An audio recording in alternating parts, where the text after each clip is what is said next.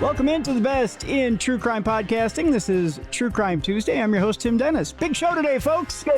And we got a good one today. Actually, a book that I had a very enjoyable time reading, even though it's all about killers.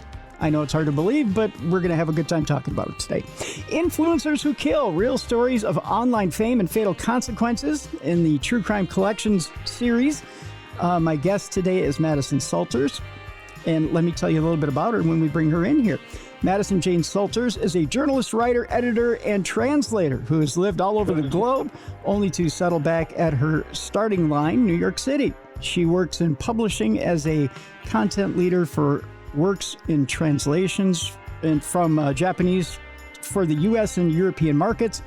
She loves a good investigative deep dive. Drinking too much coffee. We've had a little talk about that before the show. Her two little epileptic sausage dogs. I feel bad even saying that, but we'll talk about that here briefly. And her partner, not necessarily in that order, highly awarded for her work. She was once named Top 30 Under 30 by Westchester Magazine, which her family found hilarious. I don't know why they would.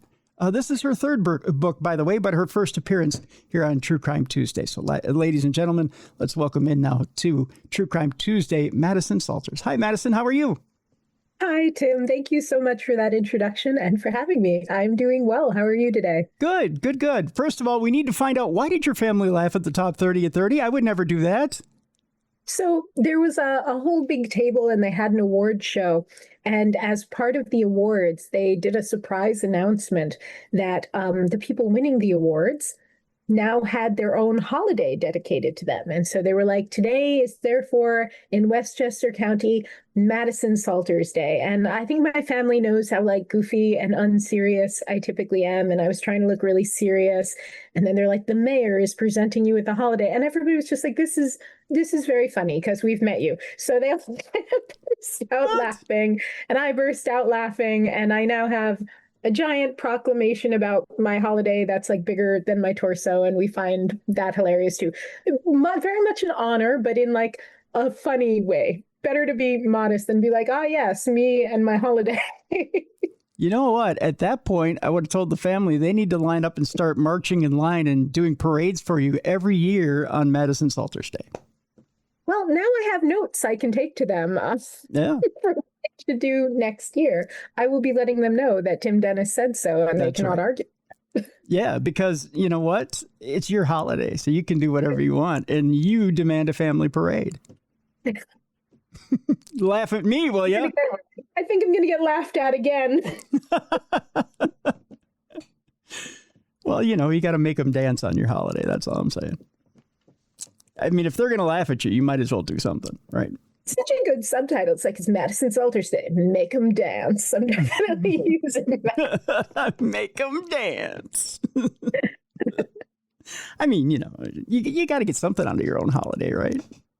There you go. Yeah. Why not a dance party? That's right. Yes. Why not a dance party? That's a great way to start it off. Yeah, exactly.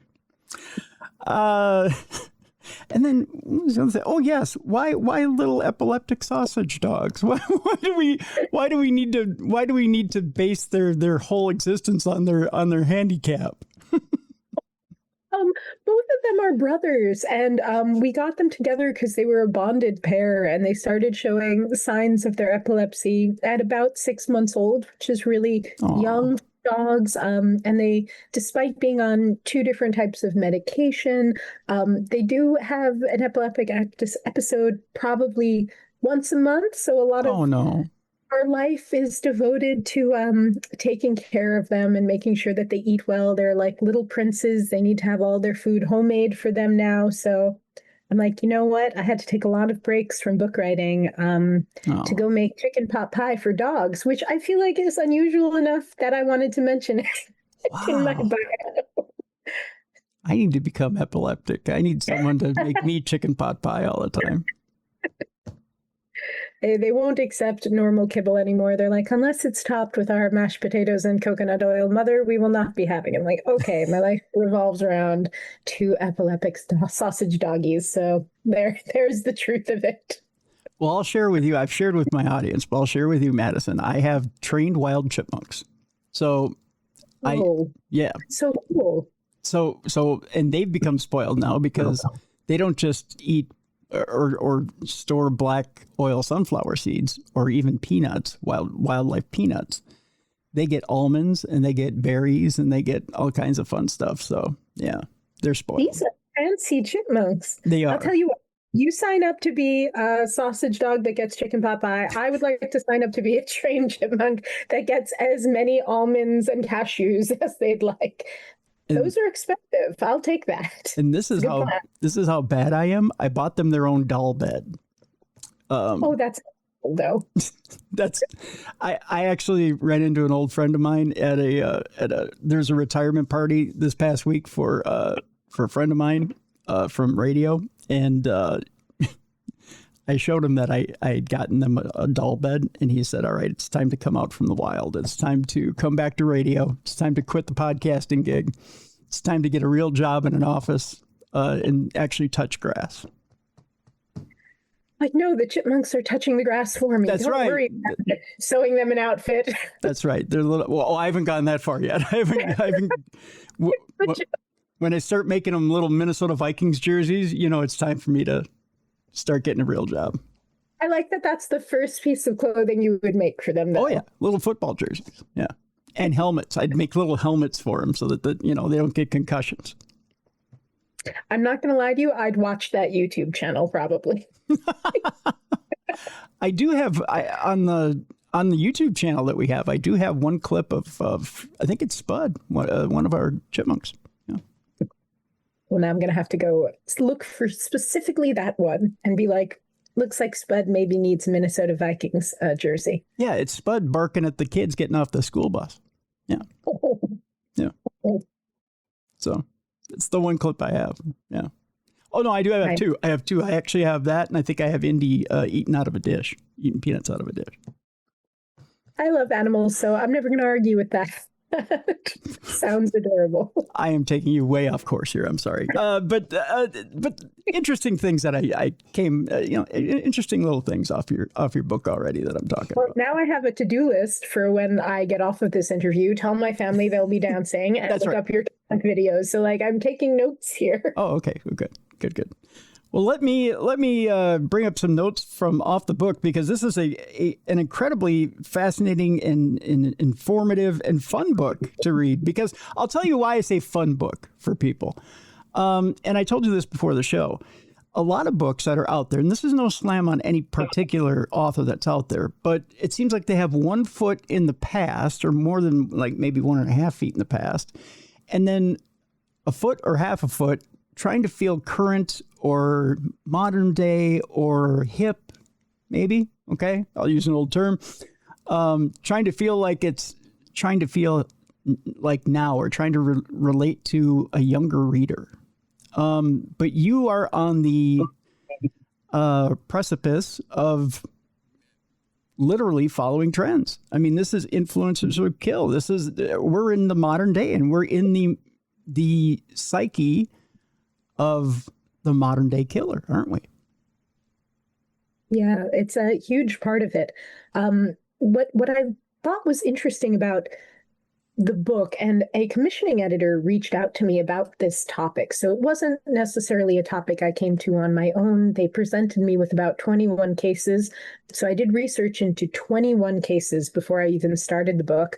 And I didn't want to microdose the cases too much. They wanted me to pick 12. I ended up picking 8 and then suggesting a 9th, which was the Yuka Takaoka case, which ended up becoming the cover of the book, actually. But I didn't want to microdose it. I really wanted it to show sort of the evolution from what influencer meant when social media was just starting out, where it was more of a grassroots trustworthiness, kind of like a friendship almost, to where it is today in this sort of modern lens of parasociality and creating these personas and using social media to connect almost more with strangers than you do with your friends or family, what it was originally intended for. And I think that's so much in the cultural consensus and conversation right now, how we use social media, who we are online, who we perceive other people to be online. Yeah, it does. I thank you for that description. I hope it feels very modern while also acknowledging some of the older grassroots movements that, like Trey Sessler, one of the murderers in the book, he was a YouTuber in the 90s, sort of the people coming into the early social media versus the people who are a little more current and who are still using it. Some of the killers or would-be killers are still active on social media today and using it to make money. Yeah, yeah. Tell me why you brought the Yucca case in, and what was it particularly that resonated with you that you decided to bring that into this book? I think for me, the Yucca case tied together a lot of the threads I was seeing in the other cases that I had researched, which was sort of the intersection of pop culture and modern social media and where those trends were going. Another sort of interesting aspect of it is that Japanese news media, and this case did take place in Tokyo, is a little more closed door about how they do things, about their investigations. So it's a little more difficult to research, especially if you do not speak Japanese. Then it's really difficult to get all the aspects of the case. But what was really interesting about Yuka and how she tied this pop culture notion of sort of like cosplay and idols and all of these things that are getting really popular here in the US and have been getting really popular over the past 10 years, she tied it to the most modern definition of being an influencer, in that she was a minor influencer before her crime. And her crime is what propelled her to sort of a mega influencer status, where women all over Japan and then all over the world related to her reasons for committing the crime. And then men all over the world, and especially in Japan, wanted to date her after seeing the crime she had committed. And when she was released quite early, after only 3.5 years after an attempted murder, which she admitted was an attempted murder, she now makes money off of social media. She's a live streamer who does gaming. She sells photos of herself. She has autograph sessions, and they sell out. So I thought it was very important to the conversation to not just say, how do we view influencers? What is parasociality? But how also do influencers feed into our own lives and change our own lives and our own reflection on what is criminal behavior, what is relatable behavior. Not to go on too much of a tangent, but I know that the Luigi Mangione case is in the news, and that's sort of the same conversation happening around there, where a lot of people are like, this is a murderer, and a lot of people are like, but I understand why he did it. And it becomes this cultural conversation over, why do we relate to certain killers but not others? Why do we find some killers interesting but not others? Yeah, you bring up a good point, and we can talk about Luigi for a moment if you want. I mean, that's I guess the reason why we do justify certain killers over others, and it's interesting the dichotomy that comes out with Luigi, and that some people think it's justified simply because people think that insurance companies are getting away with a certain amount of, well, let's call it what people may think it is, the theft of the common man, right? When it comes to insurance premiums, especially health insurance premiums, something that a lot of people view as what should be a human right, right? The right to health care, basic health care. Absolutely. You can completely understand, I think, both sides of the argument. And end of day, we have laws in our society for a reason. And it's very interesting to study or look into why those laws can be bent for different points of view. If I can put it vaguely in that way, just like, we have these myths of Robin Hood, or we have, the Avengers, very popular movie series where you can do this mass destruction across New York City and still be a hero. So where do our definitions of crime become flexible or less flexible depending on our cultural context? I think it always says something about our culture and where we are at the moment to sort of investigate that. Well, see, Madison, I think to me, the line's pretty clear. I mean, nobody should lose their life over their job, right? It doesn't matter how devious the job may be to some people, and where the gray, that little line of gray may be. I mean, when it comes to the end, Brian Thompson, I believe, is the man's name. He resided here in Minnesota. It doesn't matter what this man did. In the end, he was a father. He was, he was a husband.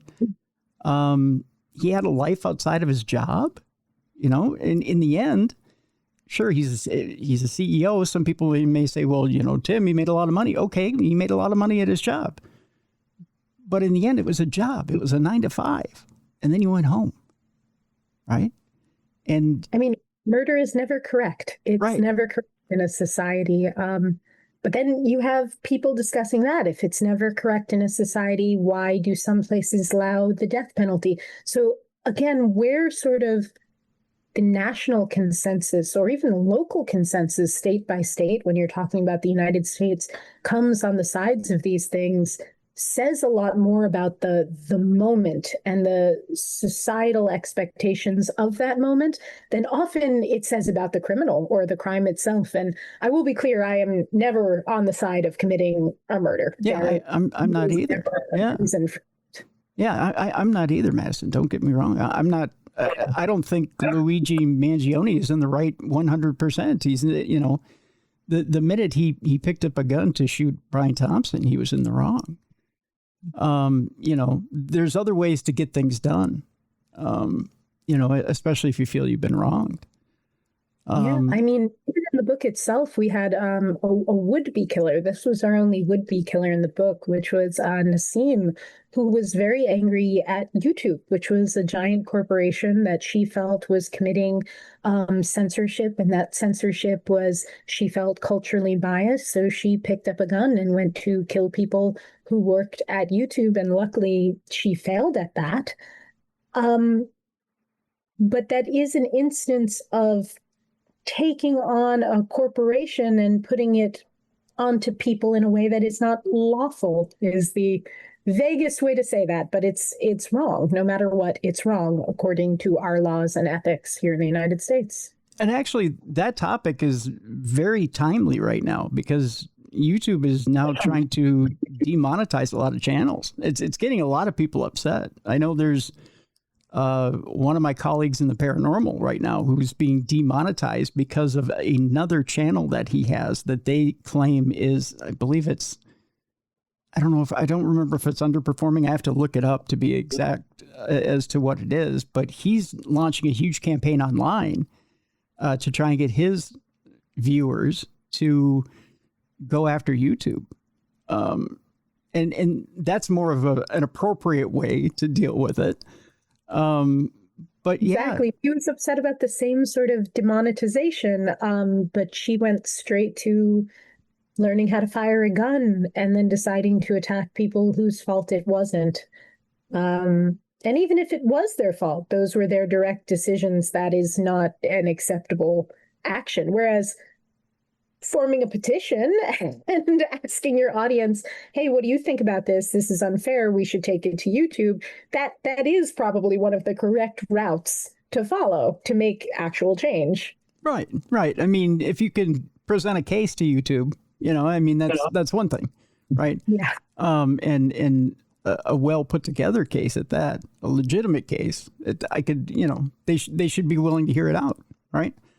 Whether they are or not, we will find out, I guess. But right. That's the first step, I would think. Yeah, and they should hear it out. If there's a legitimate case there, they should hear it out. I mean, it's only fair. I would think, yeah. And then if not, that's when, Americans are very good at this, at protest and not using a certain system to help protest that. We are very active as a society.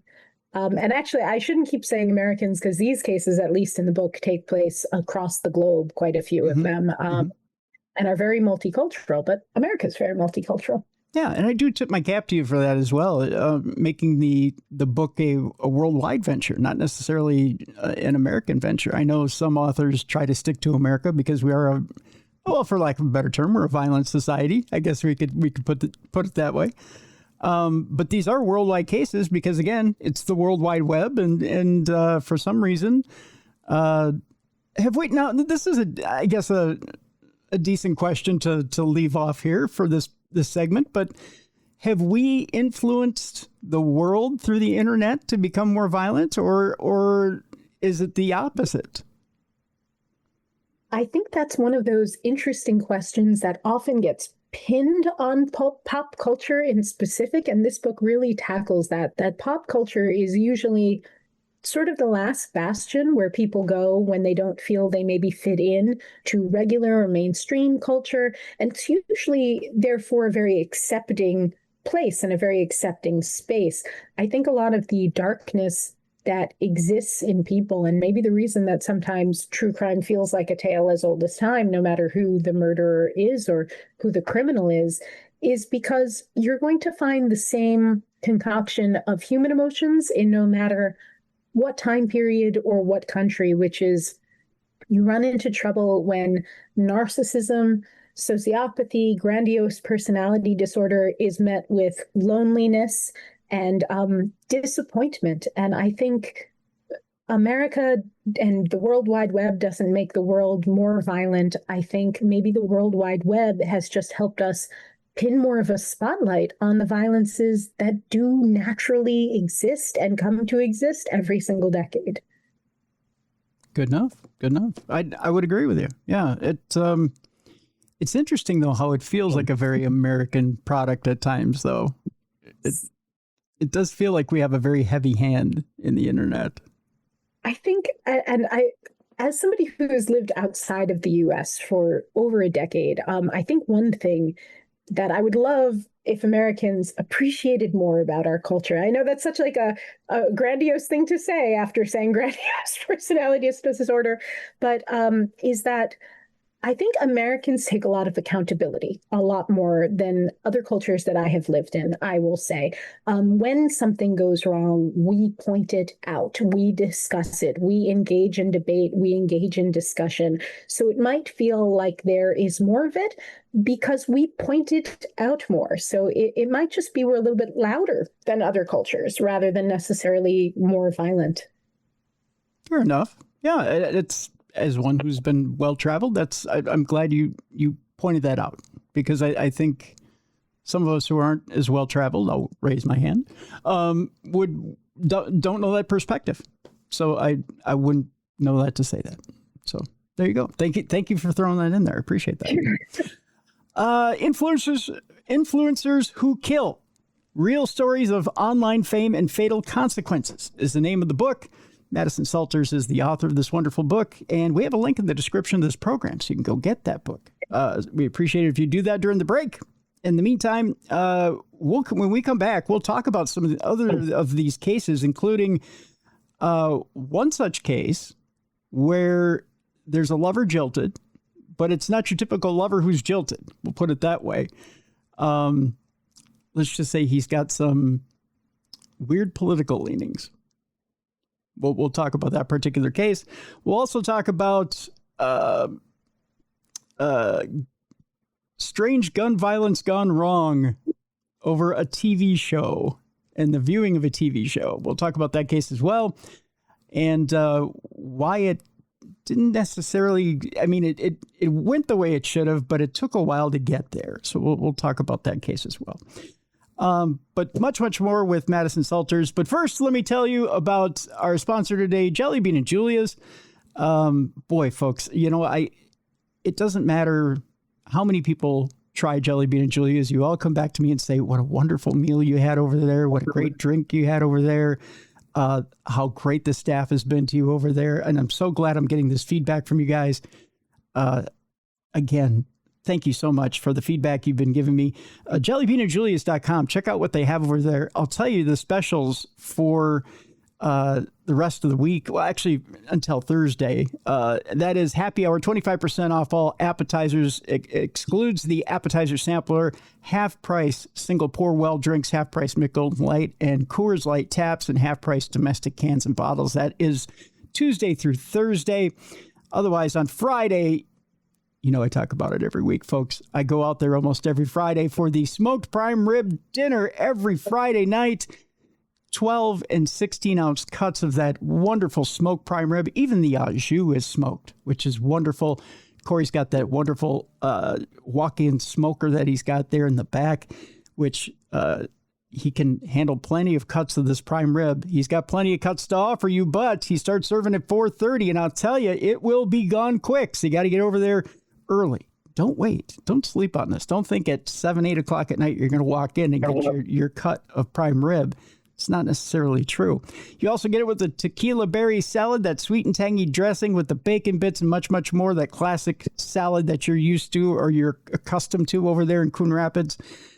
You also get it with the Boston baked potato, that wonderful Boston baked potato. You can get it loaded if you wish with the sour cream butter and the cheese and much, much more. And you also get it with Texas toast or sourdough toast, depending on which they have that week. All that at a nominal price. You're not going to believe how much you get it for, folks. I'm not going to tell you here. I want you to go in and see for yourself. It is one of the best prices you'll get for that prime rib dinner. You're going to be shocked. Fridays, smoked prime rib dinner. One of the top 5 dinners you'll ever have in your life. I'll guarantee it. And then, of course, breakfast on Sundays over at Jelly Bean and Julia's. Go try it. It is amazing. One of the best breakfasts ever at Jelly Bean and Julia's. Jelly Bean and Julia's is over on Coon Rapids Boulevard in Coon Rapids. Check it out, jellybeanandjulias.com. They're waiting for you right now, Jelly Bean and Julia's. All right, when we come back, more with Madison Salters. The book is a good one, folks. Influencers Who Kill, Real Stories of Online Fame and Fatal Consequences. More with Madison when we come back right here on the best in true crime podcasting. This is True Crime Tuesday.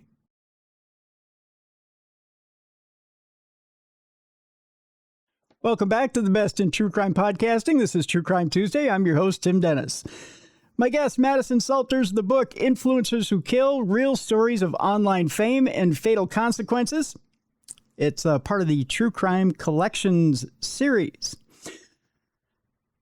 Okay, so Madison, I think my Amazon just spoke up and went, So even they agree it's a good book. Thank you, Amazon. I didn't appreciate it. I didn't know ALEXA read the book, but I guess so, huh? Interesting. I didn't know they reviewed books either, but I guess so. Learn something new about robotics every day, I guess. This thing freaks me out all the time. It just, every once in a while, it just speaks up out of nowhere. Me too. Yeah, I don't love when it does that. I've just recently changed the voice on ours to like this male Australian voice, and I don't recognize it anymore. And sometimes I'm like, could you say that less creepily? And he'll be like, oh, sorry about that. Yeah, I'll try to be less creepy next time. I'm like, oh my God. Oh, that's worse. That's creepy too. When they're like, yeah, I'll try to be less creepy next time. You're like, well, stop it now. Yeah, they don't get the hint. No. No. Robots never do. They're kind of the downfall of our civilization. We have had many movies prophesizing that, yes. Yeah. I'm going to die on that little molehill right there, I'll tell you that. But yet I still use them. Yeah. Me too. Yes. Yeah. Complaining about it, but I definitely use my Alexa for simple things I used to be able to do myself, like write down directions or figure out what the temperature is outside. Yes. Yeah. I just look over at mine and go, oh, look, it's so and so degrees outside. Yep. It's a necessary evil, isn't it? That's for sure. Speaking of creepy, let's talk about Pekka Erik. Is it Alvinen? I think it's Alvinen, yes. Yes, he called himself the natural selector. I would not want this guy to select me for anything. No, nor would you want to select this guy for anything, I'm pretty sure. No. Unless the selection was who not to have on your team. Yeah, and talk about a guy who was naturally creepy. He was the creepiest of the creepy. Can you tell us a little bit about his beginnings and what made him so creepy? So what was really interesting about Pekka, Pekka was there were three cases in this book that were physically difficult for me to write about. They were just, to me, so disgusting. And I try not in my writing to have bias. And sometimes I take that a little too far. I think one of the more disturbing cases that I found more disturbing, some of the criticism I got for it was, oh, you really seem to empathize with this person. I was like, oh, I course corrected a little too hard. But Pekka I found very distressing, not only because of what he did and why he did it, but because a lot of times when you're researching true crime, you will find that the facts don't match up. And he was really a case where everything about his background, people had different input. Like, he was super popular, he wasn't super popular. And it was never as cut and dry as that. It would be like, nobody knew something was going wrong with him because he never spoke to anybody. But then it would be like, four of his friends told school officials that he'd been acting odd for the last 2 weeks. So which is it? He has four people who are so close they'd notice a difference in his actions right away, or he was absolutely friendless. I think a lot of this comes from the fact, and then I promise I'll get more into the case, but I think this context is very important. Comes from the fact that often when you are investigating true crime, people who were either witnesses or who were directly involved through losing a loved one or were victims themselves don't want to relive it. It was a horrific, traumatic thing for them. They don't want to relive it, so they don't want to talk about it. So a lot of times the people who own these narratives in the after space are the people who wrote these manifestos themselves, or their family who have empathy for the killer. And in the aftermath of what Pekka did, and what Pekka did was he went into his school, which was, we could view it as like a combination of a high school and a college, and he shot people. He shot people he knew, he shot people he didn't know. He execution style shot the principal multiple times before coming back out and shooting her in the head. I mean, really just terrible stuff. And then he took his own life, and he wrote a manifesto about how, in his viewpoint, he was doing this because people like him, who realized they were not the apex of humanity, could only win at humanity through violence. So he encouraged other people towards violence in this manifesto, saying, you know, only the top 3% of people are thinking people, like completely made up math based on nothing, not even the fake science of eugenics, just made up.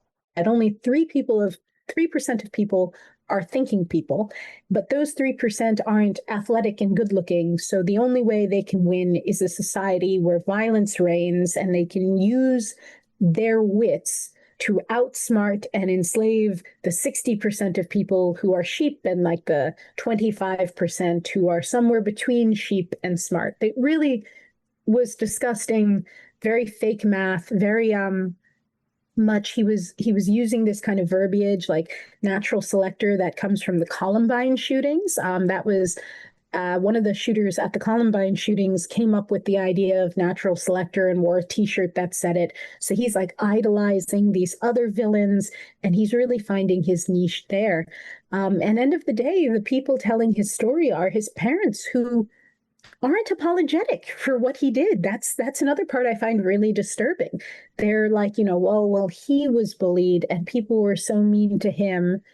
I didn't find any evidence of that, to be honest with you. I found no evidence that he was really bullied. He just really enjoyed this sort of rhetoric and wanted to feel more important than he was at a stage in his life where he was newly becoming an adult man, and he didn't have job prospects. He didn't have university prospects. In Finland, where he's from, you're supposed to join the military, and he'd been dismissed from the military due to health issues. He wasn't really finding his place, and he freaked out about it and decided to ruin people's lives over this. I don't know why it is, Madison, but it seems to me that we're hearing more and more, and maybe this is just me casting aspersions, but more and more these school shooters seem to be young men who don't have that opportunity at the end of the line, and it's only their fault. It's nobody's fault but theirs. It's never, they're downtrodden because society is holding them down. They're downtrodden because they never had a hand up in life, or they're in circumstances that are of their own making, or they're not of, sorry, I put that wrong. They're in circumstances that are not of their own making. It's never that someone else is holding them down. It's always, they came from a decent background, and the parents are probably hardworking, and they're probably decent people. And these kids, for lack of a better term, are bored. Does that seem fair? It really does. In Pekka's case, he had two even semi-famous musician parents who then became, middle-class workers who worked really hard for their kids. They had another son, a younger brother to Pekka, completely normal, very nice kid. They had a nice house. He went to a nice school. There are some cases, of course, where there are mitigating factors. And for those cases, I can't help it. I do have empathy. We have the David Katz case in this book. And this is a person who, in his very young life, his parents went through a very acrimonious divorce. His mother, for all intents and purposes, was somewhat abusive, and he was somewhat abusive to his mother. And he was put in the same system that Paris Hilton is now trying to dismantle and has done work in dismantling, which is the troubled teen programs out in, I think, Utah and Arizona, especially these schools where they'll put you in like solitary confinement. And he was placed over his birthday and Christmas leaves in these hospitals where he was held down and given drugs. Like, this is somebody who might have had a chance had they had help and support. But even in David Katz's case, when he decided to shoot up, in his case, it was a gaming salon during a tournament that he had lost. It was when he was enrolled in university. He was living with his father, who he had a really close relationship with. I don't know. I did a lot of research into this, especially this age group. And it turns out that a lot of it has to do with the perception of unpopularity, regardless of the truth of the matter. Feeling that you don't have connections with other people, it plays just a very key factor in young men like this turning to this sort of violence. And Pekka himself had just lost his online girlfriend, and was virulently mad about that, and virulently didn't like women. They found a lot of really horrific torture based, I can't even say on a podcast, but he watched quite a lot of gross stuff about women that we would consider quite illegal.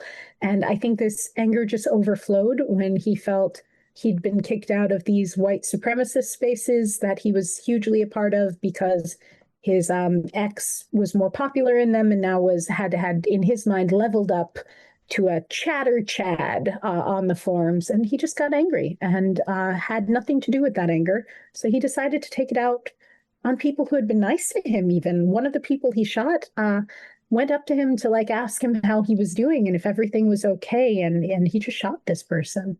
Yeah. Well, it didn't even get emasculated by this girl that he was interested in. Not only by the girl he was interested in, but by her new boyfriend too, right? Yeah, by her new boyfriend as well. He started posting some really nasty things about her. So she started posting some really nasty things about him. And then the guy got involved, and it was sort of like he immediately backed down. So it was, his bravado was based a little bit on nothing. As soon as they got mad at him, he was like, "I'm so sorry. You're totally in the right. I'm totally in the wrong." But clearly he didn't feel that way. He held on to a lot of the anger about that situation and just funneled it the wrong way. He was capable of empathy. At one point in his shooting, he noticed that one of the people he was about to shoot was in fact a mom of somebody who went to school there, not somebody who went to school there. And he just told her, "You can go. This isn't about you. You can go." But it doesn't really make logical sense, right? I mean, these people never make logical sense. If you're saying you're a supremacist and you're greater than everybody else, your actions show you feel lesser than everybody else, and you are shooting your own peers. It doesn't make sense. You just have a lot of anger. And like you said, boredom. They're not funneling this towards something productive, but to something destructive. Well, in this case, if you really look at the shooting itself, it's trying to prove I'm better than you all are, and by rubbing everyone's nose in it and causing terror. Yeah. So by assassinating his own peer group, he's rubbing their nose in it. And when the mom comes along, well, the mom never did anything to him. The mom never, as he sees it, again, you have to see it through his lens. The mom never put him down. The mom never laughed at him. The mom never made him feel less than so she can go. I don't understand why he goes after the nurse.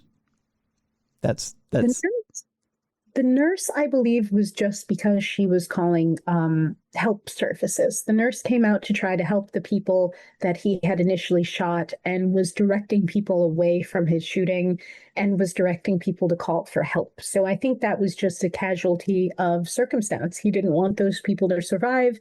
He knew police were going to be coming. He knew he was on a timer, and he didn't want the timer to end quite that early. Okay. That one to me seemed a little extra, right? I mean, he knew eventually there were going to be, I mean, the idea is it's a suicide mission. He knew it was. I mean, He knew he wasn't going to live through it. So eventually there were going to be cops there, right? Yeah, he had really planned it out too. That's why he was able to carry out as much destruction as he did. The people in the building, if we can use the term lucky, it's really unlucky, of course, but we're lucky that his Molotov cocktails didn't work. He planned on creating a lot more chaos by setting parts of the building on fire. And I think he must have been at least a little aware, not by the time he killed the nurse. That was still fairly early in the shooting, but he must have been aware things were falling apart quickly, because he did shift his strategy midway through when he got into one of the classrooms where there were still a lot of students. And he was like, I'm going to spare you all if you all destroy the room with me and, help me overthrow our oppressors who are the teachers. But he's not aiming for teachers. He's aiming mostly for students. So even midway through his own plot, his idea of what he's doing has changed. Yeah. I suppose at that point, to him, it doesn't matter. He's just trying to mow down as many people as he can. Yeah.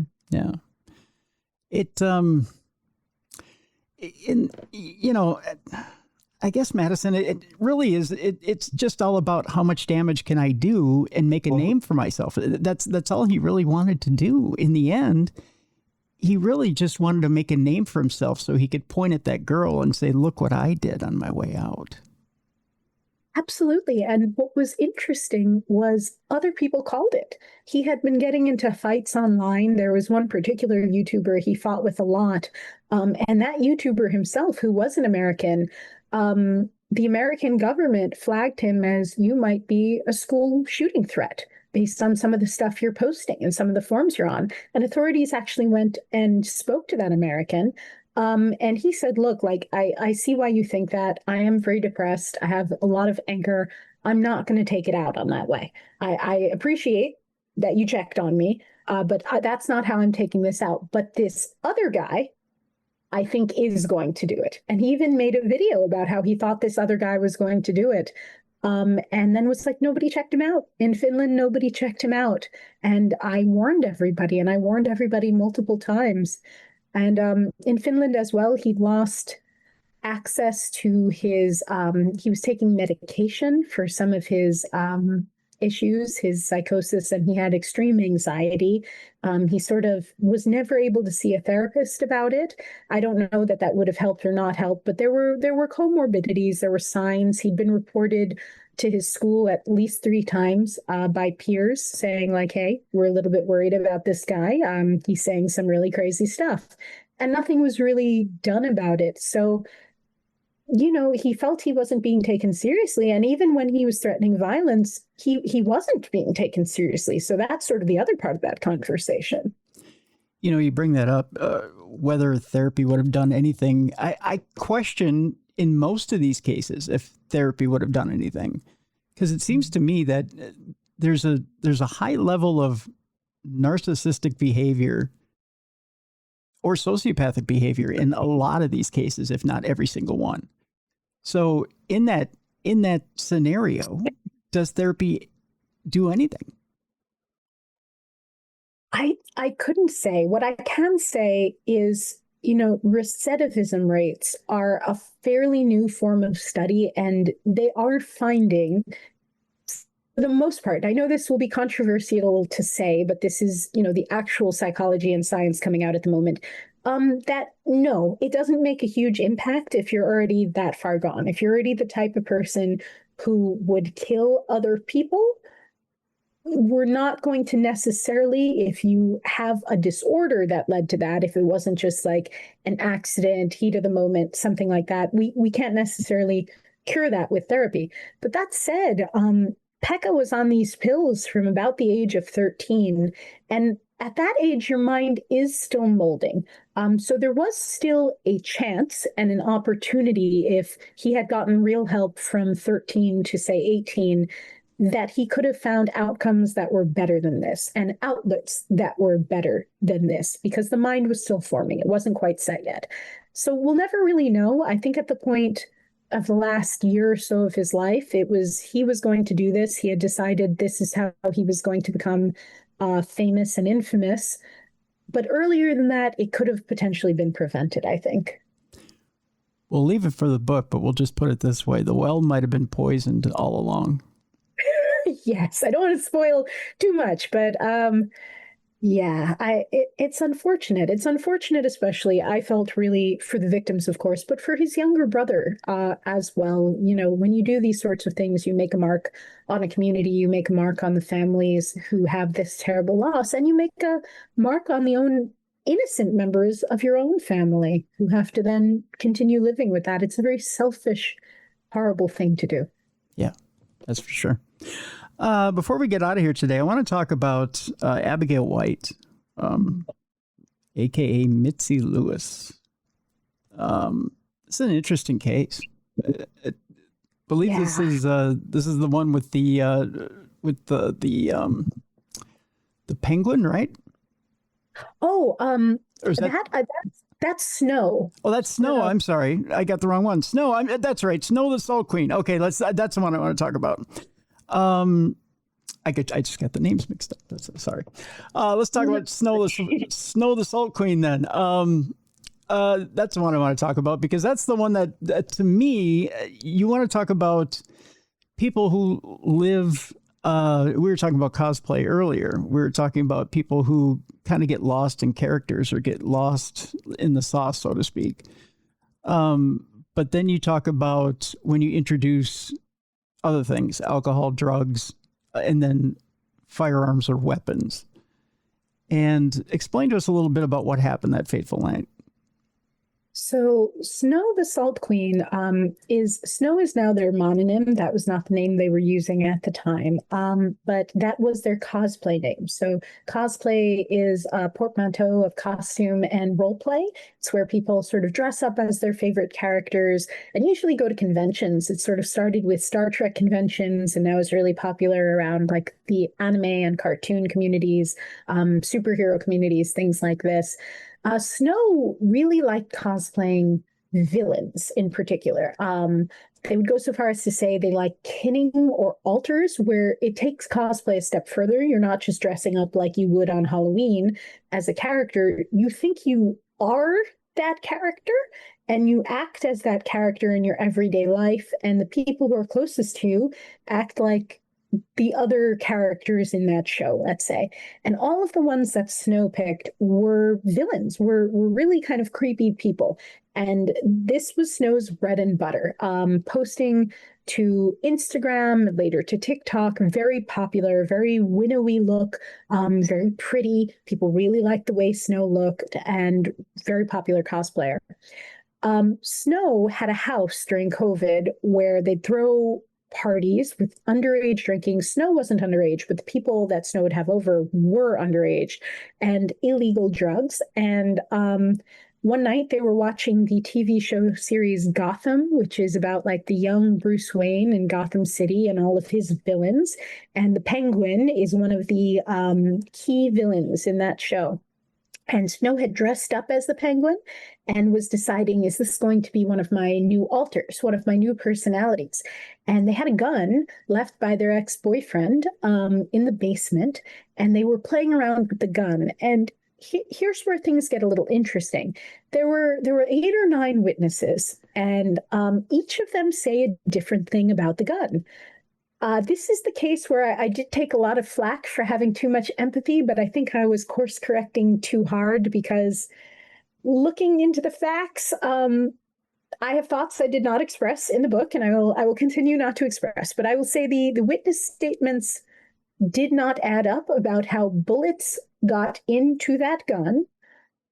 And they do not add up on whether Helen Hastings, which was an 18-year-old friend of Snow's who was back from college early because of COVID and had decided to stay with them and idolize them, asked Snow to shoot her or not. But Snow held the gun to Helen point blank and shot her in the head.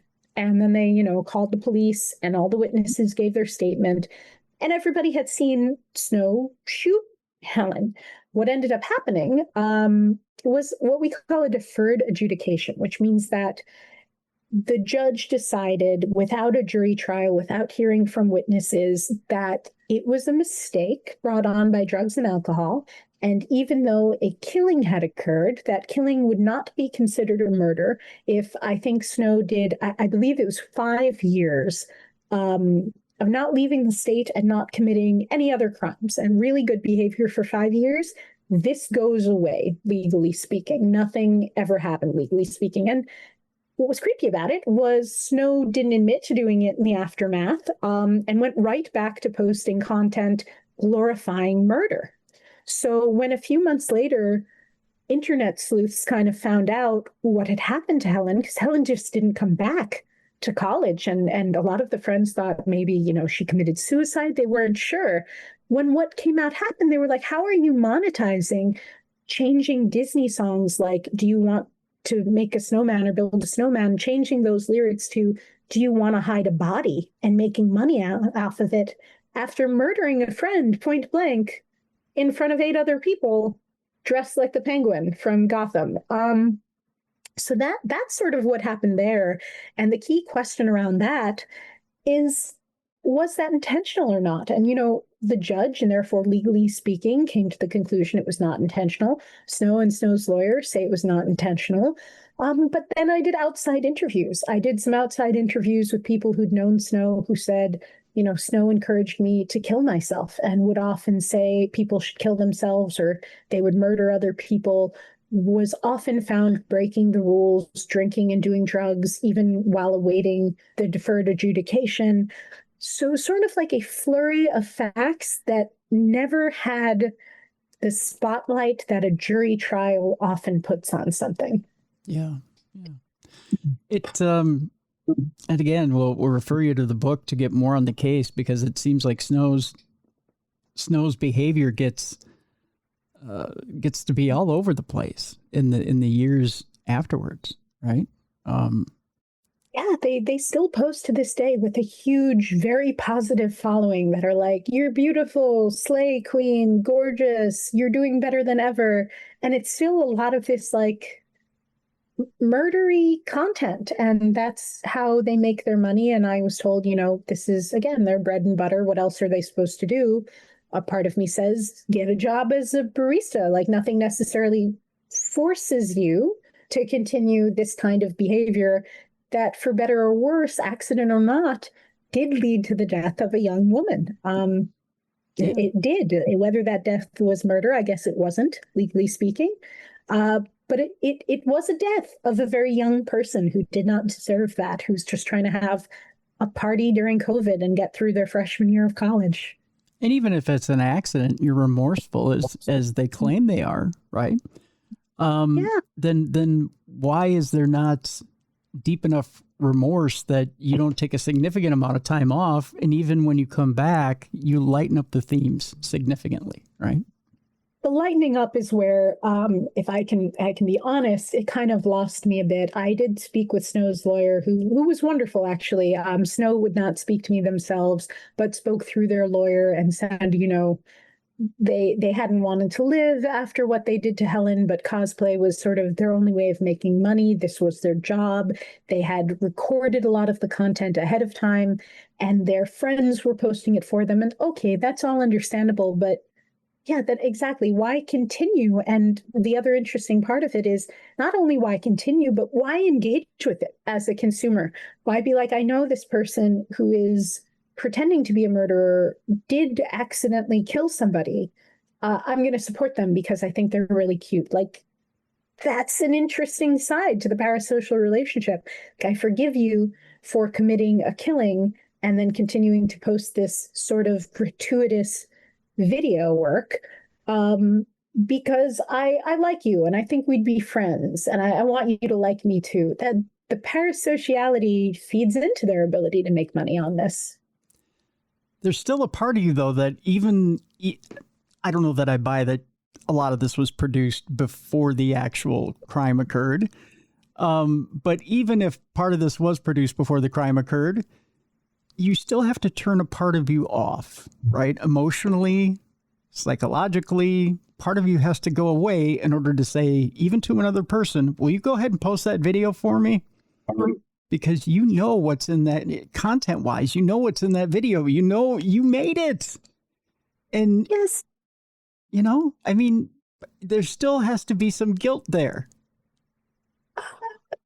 For me, like, I have never been in a situation where I've accidentally shot somebody, so I don't know, but I would think from my perspective that even if I had filmed that, knowing what was in it would fill me personally with such disgust after seeing the reality of that kind of behavior, that I wouldn't want to make money on that. And it that was the other thing was it was, again, I can't say too much because right. libel laws are quite strong in many states. Understandable. But if you need to pay your legal fees, that's one thing. But as far as I was able to find out about the case, it went from being a public defender to Snow has actually quite a wealthy family supporting them, and they switched to a much better lawyer and were covering those legal fees.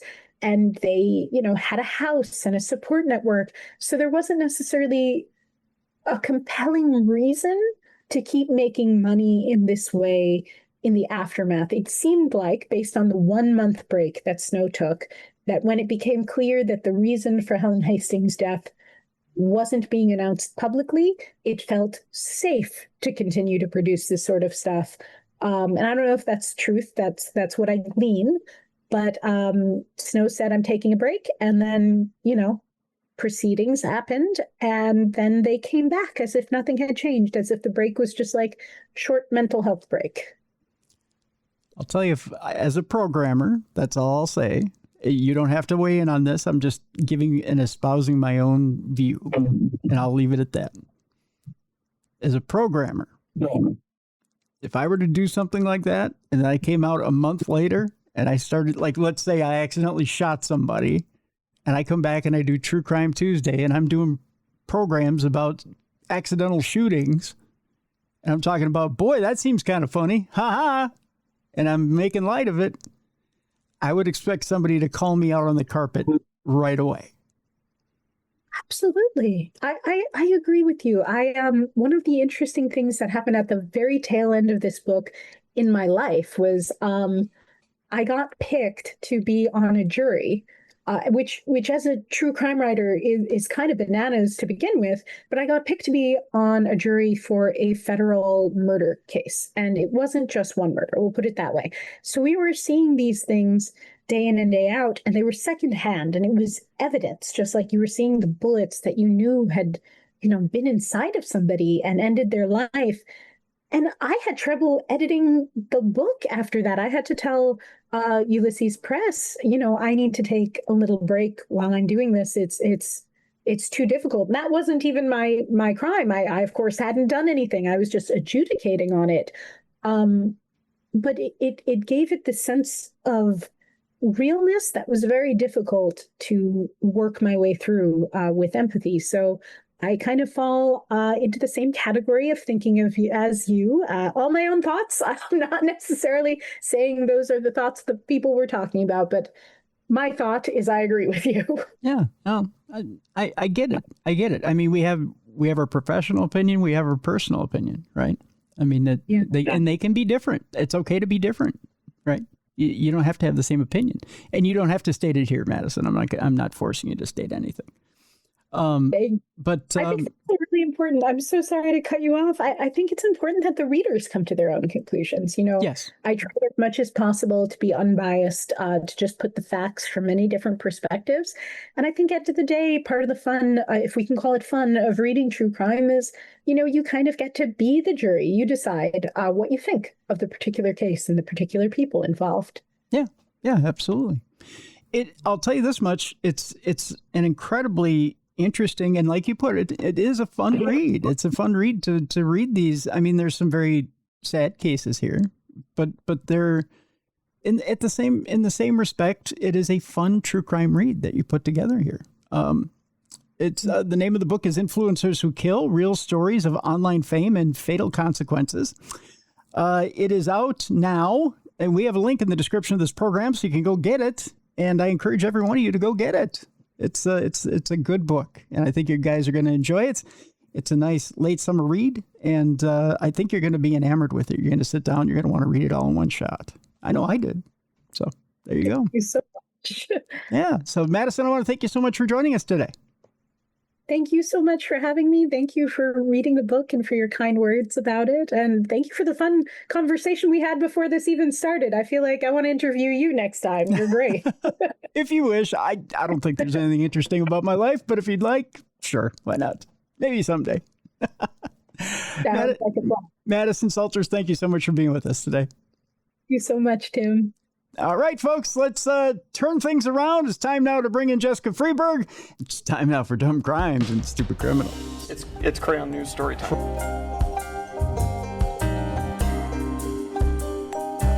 What happened with this dude, Christ Bearer? I heard he cut his penis off and then jumped off a balcony. Suspect pulls gun from butt, shoots twice at Denver police. What is your emergency? I need help. And what's the problem? I'm too high. You're too high? Yeah. It's that time again. Time you've all been looking forward to. It's time now for Dumb Crimes and Stupid Criminals. And with that, I need a co-hostess. Binder of the Hindustan. Oh, that sounded like I was going through puberty there. Binder of the Hindustan Times has said, it's begun. He's heard it. The breaking of the charts. In fact, he's formed a festival around it. He's called it the Breaking of the Charts Festival. He says it starts with a crack, it ends with a shatter. In fact, he's made T-shirts that say that. Has he sent you one yet, Jess? I'm not sure if is he. One in every color, Tim. Okay, great. I know he said he was going to send those out. I wasn't sure if he had done that yet or not. But yeah, he's all excited about the new festival. He says it's brought in a little bit of money for the temple. He's really getting into this thing. He's really getting into the Church of FREEBURG. So I'm quite happy for him. It seems like he's really thrown his back into this thing, which, yeah.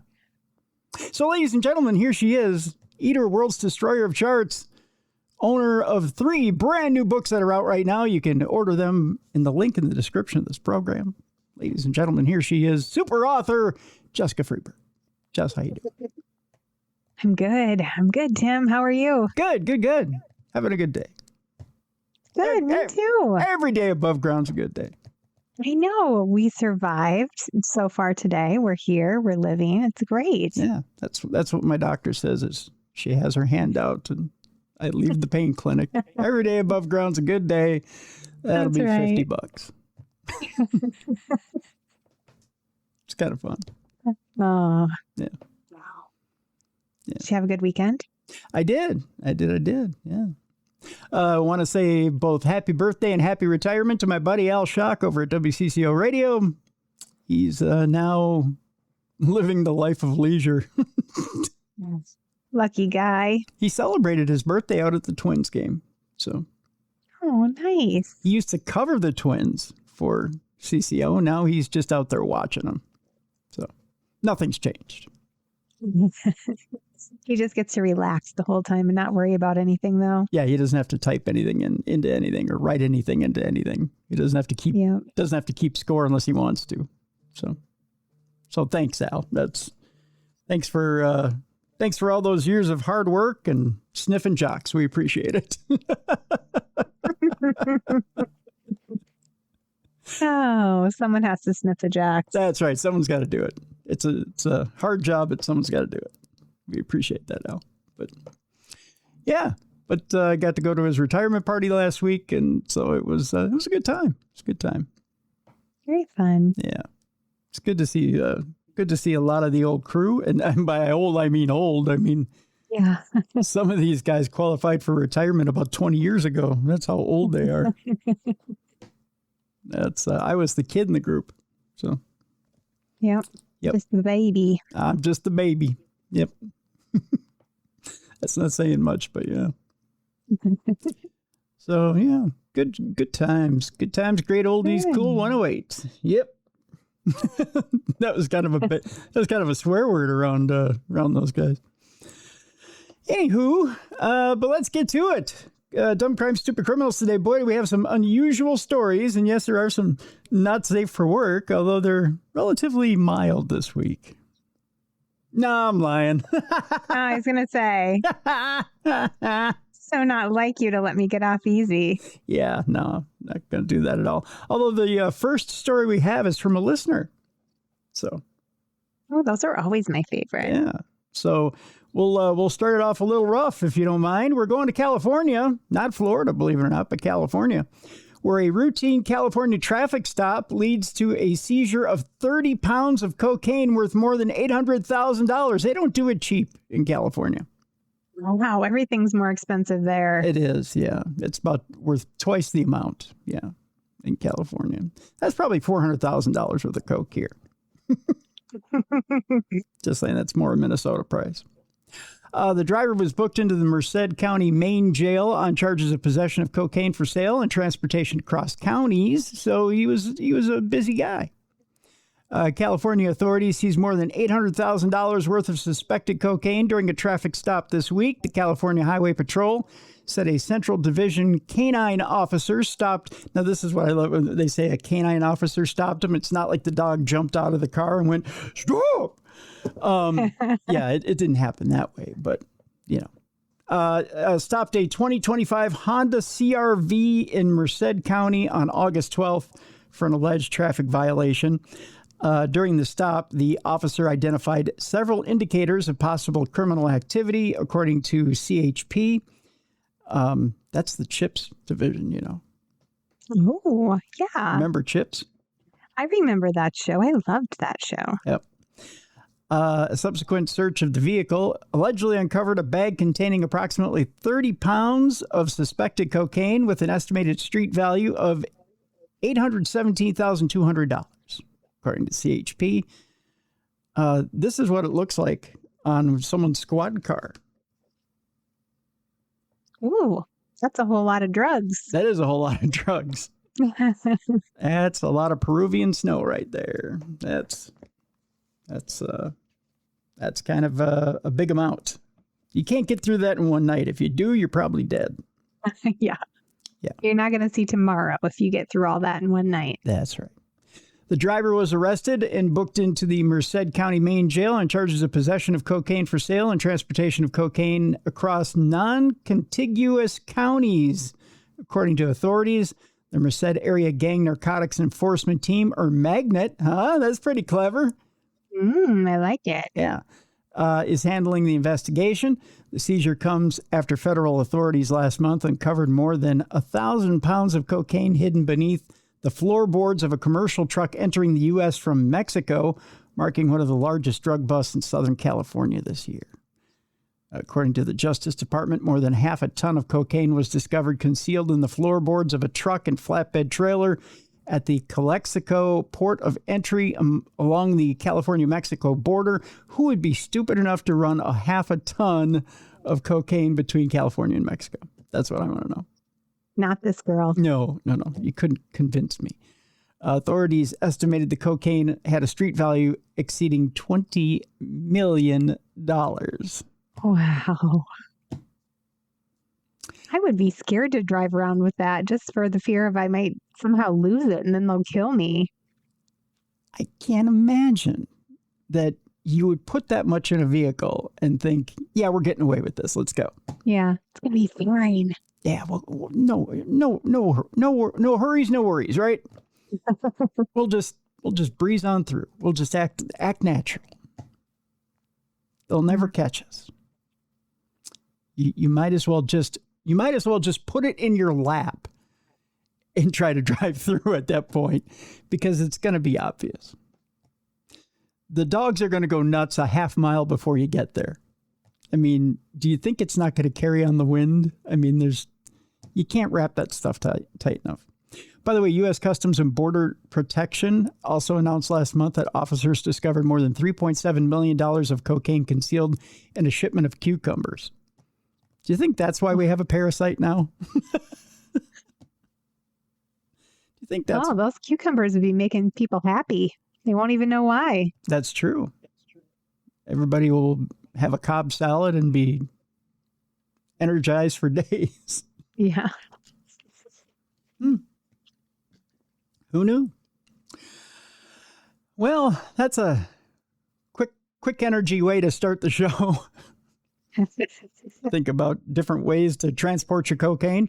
I say Tupperware containers, and just, put a little picture on the outside of beef stew. No one will ever think, right?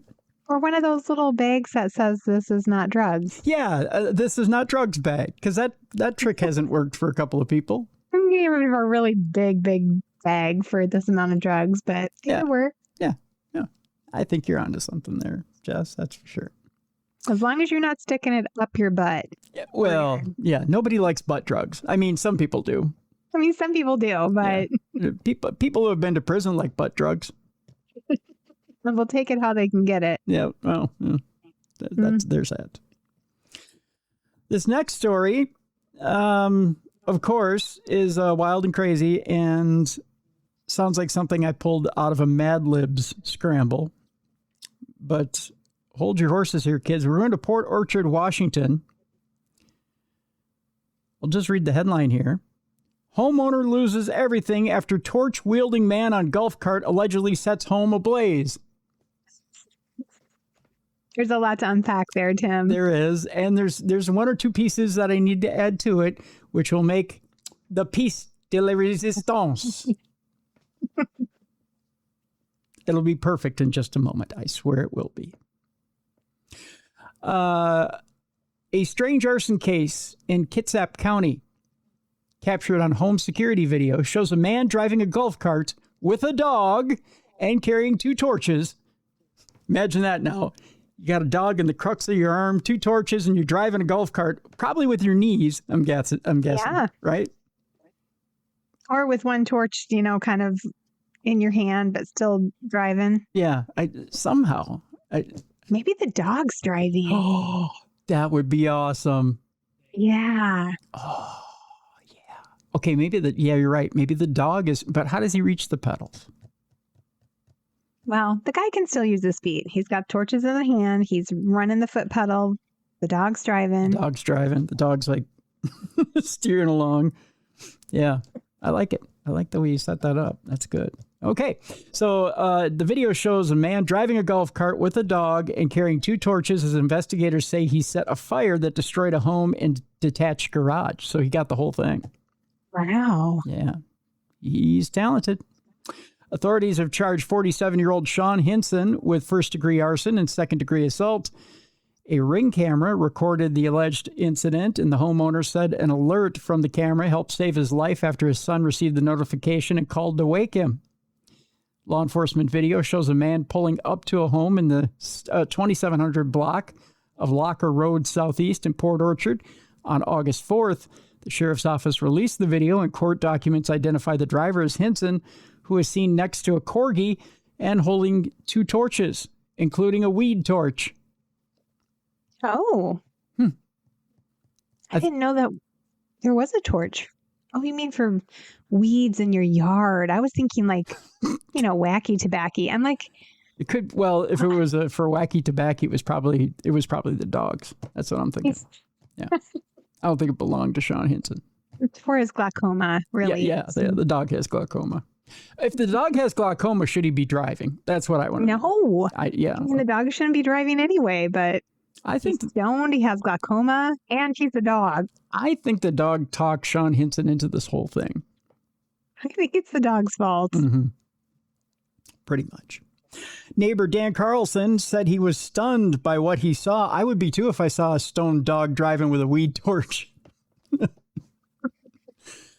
I thought it was nuts, he said. Who would do that? Carlson said. How can people do this? What people in their right mind think of doing this? Well, Dan, it was the dog that thought of it, first of all. That's right. Yeah. So no person thought of it. It was that evil corgi. Yeah. He just wanted a treat because he was high and hungry. Yeah, he's like, dude, let's find the treats. Sean Hinson was like, dude, I just want to torch a house. He's like, no, we don't need to do that to get a treat. You just knock on the door. It's like Halloween. It's simple logic from, In court filings, Hinson said, he was the one who ingested the marijuana edibles, not the dog. Oh, I liked our version better. I did too. And he also ingested some Jack Daniels on top of it. Well, the dog should be driving then. This was the smartest thing he could have come up with. Yeah. Clearly, he was in no state to drive. Right. Responding deputy alleged in the same filings that Hinson was unable to maintain a clear and direct conversation, unless the dog was talking to him. Then it was a good conversation. The fire was also captured on video by neighbors Anita and Dan Carlson, who live across the street. Anita called police, and Dan Carlson said he ran to pound on the homeowner's front door to warn him. Why didn't he run to pound on Hinson? Stop him from setting the house on fire. Yeah.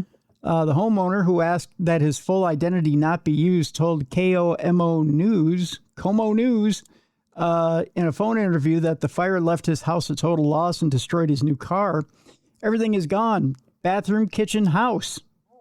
Well, that would be everything. Yeah. There used to be a comfortable couch to sit on and look out the window. That's all gone, he said. Oh, well, that would be a comfortable couch. That would be everything. I think he's a little shell shocked because he's just going to keep naming off things that are gone. Yeah. Beef stew in the kitchen I was holding on to. Gone. Hinson was arrested shortly after Carlson confronted him. I jumped in front of him, he said. And I said, what the heck are you doing? And the weirdest thing he told me, it's okay, I'm with the fire department. That's the new fire truck? The literal fire department, I guess. I don't know. I came to bring you fire. This here's my fire dog. Yeah, it's my fire dog. He's looking for treats. I looked at him and said, the heck you are. How do you come back off of that one? The heck you are. I am. This is fire, and I'm with the fire department. Carlson said Hinson drove the golf cart at him and tried to come at him with a propane torch, leaving a black mark on Carlson's shirt. Oh, he tried to light up Carlson, too. Wow, he's getting after everything. Yeah. Carlson said he and his wife noticed the suspect while taking a rare 5:30 a.m. soak in their hot tub. Oh, little bow chicka wow wow at 5:30 a.m. Yeah. Anita Carlson said the man started doing donuts in the driveway. I thought maybe he's having some mechanical failure because lighting a house on fire was not one of my thoughts. Anita Carlson said they later realized the suspect was a neighbor who lives about a quarter mile away. How crazy. This guy's an unusual one. Asked about the video, Anita Carlson said it was incredible that someone had a torch and was trying to light a house on fire. The homeowner is retired. His wife was in California at the couple's second home at the time of the fire. He is staying nearby with his son's family while he sorts through the next steps. He said the fire also destroyed a large and meaningful collection of tools. He said he does not know a motive behind what the suspects allegedly told police about edibles and alcohol. And he said he has no connection to Hinson. At the end of the day, nothing puts my house back, changes the destruction that is done. Nothing absolves the crime. Hinson, by the way, is scheduled for a court hearing on August 24th. It's a random drive-by house torching. 5:30 a.m. bonfire, I guess. What the heck? Yeah. I thought they had beef or something. That it was still weird, but that makes it even weirder that he just randomly lit someone's house on fire. Yeah, the dog's steering and he goes, this one over here, take this one out. It's bizarre. So weird. It's a bizarre crime. I don't know how you just pick a random house and torch it. It's a bizarre one at that. Well, if you think that's bizarre, Jess, we're going to Yakima, Washington, where a man is arrested for attempting to rob a Yakima bank with a machete. Yay, oh, another one. Good old machete. That's right. You gotta love it. Yakima police officers arrested a 29-year-old man for attempting to rob a Yakima BMO bank with a machete. I know, what's his name would be proud. Why can't I think of his name now? It's the new meds, I'm telling you. The sheriff in Florida? No, the one who made Danny Trejo. There you go. I was going to say the one who makes tacos. Danny Trejo. All I can think of is he has cookbooks. He makes tacos. He has restaurants. Danny Trejo. The real machete. There you go. According to a Yakima Police Department post on Facebook, police were sent to the BMO Bank at 522 East Yakima Avenue around 5 p.m. on August 10th after bank workers called and reported a man with a machete inside the bank. The post also notes that the man was carrying several other edged weapons, that's in quotes, and that he called police around the same exact time saying that he intended to rob the bank. So he fibbed on himself. Huh. He walked in. Ratted himself out. Yeah, he's like, I'm here and I got weapons. Why you did that, I don't know.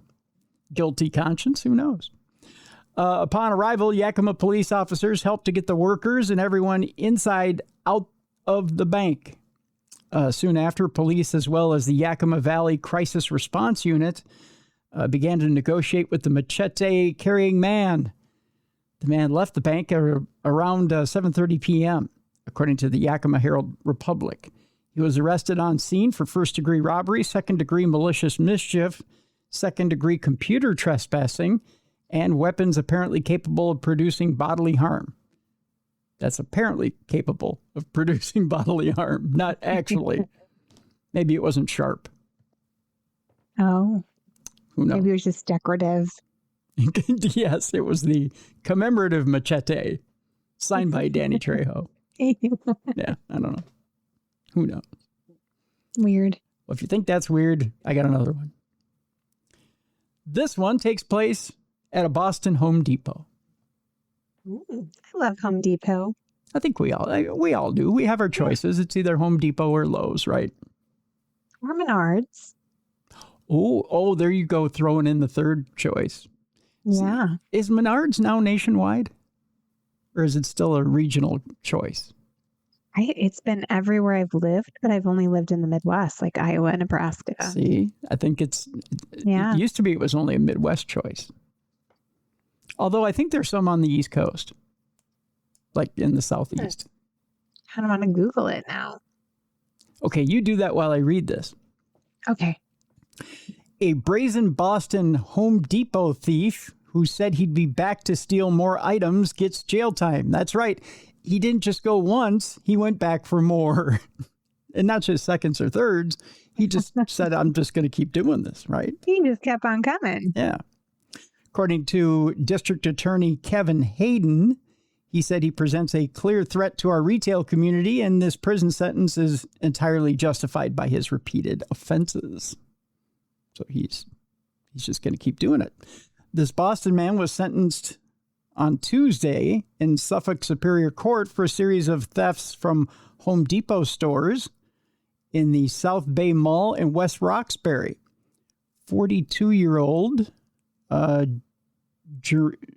Jeremy Croft, who has a lengthy history of shoplifting and trespassing, was sentenced up to 3 years in state prison, according to Suffolk District Attorney Kevin Hayden. In 2025, Croft committed a series of larcenies in the South Bay Mall Home Depot between February 23rd and March 17th. On February 23rd, Croft was seen on the South Bay Mall Home Depot surveillance footage taking 2 drill combination kits valued at $798 and leaving the store without paying. He returned to the Home Depot the following day and was evidently scrolling my story around so I couldn't see the rest of the story. What is going on here? Okay, come on back now. You ever have your story do that when you're in the middle of reading? It just goes... Gremlins in your little iPad. Gremlins in my iPad. So he returned to the Home Depot the following day and was approached by employees who told him he was trespassing and needed to leave the store. Croft replied that he had stolen the 2 drills the day prior and would be back to steal more items. So he just was like, yeah, I stole it, so what? And I'm coming back. What are you going to do about it? Like, I'll see you later. Yeah. I'll be back for more. And when I come back, I'm going to get more of your shit. That's what he said. Well, how do you stop a guy like that? I mean, do you... Yeah, because it seems like they can't do very much anymore. Like the loss prevention people, they really can't stop someone. You're not supposed to touch people. Yeah. Yeah. It's not like they can take a billy club out and just gaffle them. Just, you know, I mean, they can't touch, like you said, they can't touch them. So, and he knows that. It's not like they can ram their little orange and white trucks at them, you know, and aim their trucks at them and hit them. They can't do anything, right? They need to hire that guy with the torches and the dog. He can just drive around and torch him. Yeah. The dog needs to be the security officer. Go get him. Right? 4 days later, on February 27th, Croft was seen on the Home Depot surveillance footage stealing more merchandise. And then again on March 17th, Croft also committed a second series of larcenies between May 8th and June 21st of 2025 in the same South Bay Mall Home Depot, and a larceny at the West Roxbury Home Depot on April 12th of 2025. Several of those instances, Hayden said, Croft was captured on video wheeling hundreds or even thousands of dollars of merchandise out of the store in large trash barrels, which he didn't pay for. He just piled it all in and wheeled it on out. So bold. Yeah, well, what are they going to do, right? The total value of the thefts was around $7,000, Hayden said. In each incident, surveillance video captured Croft walking into the store, taking high-priced items, and then exiting without payment. Huh. Just like he was walking into his own garage and looking for a tool. Yeah, that's crazy. Croft was charged with larceny over $1,200, 2 counts of larceny over $1,200 by single scheme, 3 counts of malicious destruction of property, and being a common and notorious thief. That'd be a great rap name. That's a charge? Yeah, I guess. It is in Boston. Charged with being a common and notorious thief? Yeah, that's crazy. The Notorious Thief is a great rap name. Croft pleaded guilty to all 7 charges. Croft has a criminal record of more than 80 convictions, with at least 65 of them resulting in committed time, Hayden said. He has been convicted of more than 20 shoplifting charges. Wow, this is just how he goes through life. Yeah. You need something, you just go steal it. Yeah. I got to think he's got like a permanent picture up at the grocery store. And like everywhere he shops, right? Yeah. I don't think he pays for anything anywhere. He's probably the dine and dash champ of Boston. Nobody wants to go out to eat with him ever. What a life. Or they do, because then they don't have to pay for it. Yeah. Our next story, we're going to Key West, where, believe it or not, this time it's a police officer that's been arrested on DUI charges. An officer with the Key West Police Department is facing DUI charges after being arrested early Sunday morning. According to KWPD, Officer Dustin Christina. Oh, that's why he was out getting drunk and driving. If your last name was Christina, too, you do that. I know, that's the first thing I do in the morning. Just get nice and... Oh, boy, but I have a girl's last name. Yeah. Nobody knows. They call me Chrissy for short. I just go out and just get labeled every day. 40-year-old Dustin Christina was off duty when authorities responded to the area of Peary Court around 5:10 a.m. after receiving complaints and found him sitting in the driver's seat of a parked car. Officials said a supervising officer investigated and determined there was probable cause to arrest Christina for DUI. See, even when I say it, it sounds like I'm making fun of him. You're talking about a girl. I am. I said they arrested Christina for DUI in his little tiara in his dress. Yeah. See, it sounds like I'm making fun of him, right? He was taken to the Monroe County Detention Center without incident and on misdemeanor charges of DUI and refusal to submit to DUI testing. Well, that wasn't a smart decision. He's a cop. He should know better. He should just take the test. Yeah. No other details were immediately released. So there you go. Our next story has to do with a homeless man who sues for $10 million after he breaks into a business and the owner shoots him 3 times. Whoa. Don't break in that business. Oh, but should the owner have shot him? Stand your ground, right? Like, what state are they in again? That's a good point. Let's see which state they're in. Because can you stand your ground in, let's see, what state are they in? Portland, Oregon. I don't know that you can. Probably not in Portland, Oregon. So he might have a right to sue. Let's see here. Kenneth Voiles said he was homeless, hungry, and cold when he decided to break into a Portland countertop fabrication business in the pre-dawn hours of a winter day to find something to eat and possibly make off with some loot. He figured no one was there, but he was in for a surprise when the owner, who lived in a back room, he had the same idea, turned the corner and found him. Owner James Grant threw a cup of urine in Voiles' face. Oh, how do you just have a cup of urine handy? I suppose he doesn't have a bathroom in the back room. I mean, would you carry it around with you, though? Yeah, probably in a nice Stanley cup or something. I don't know. You want to keep it fresh. Wait, was that the business owner throwing the urine or the homeless guy? It was the business owner who threw it right in the homeless guy's face. I don't want to go to that store anymore if you just have cups of urine around. You don't need a prefab countertop there, Jess? No, not from there. No? He might put a little bit of himself in every counter. I feel like it might be a little germy in there. You think people reading this story will go, you know what? I don't need to go there anymore. Oh, gross. I think I'll get my countertops elsewhere.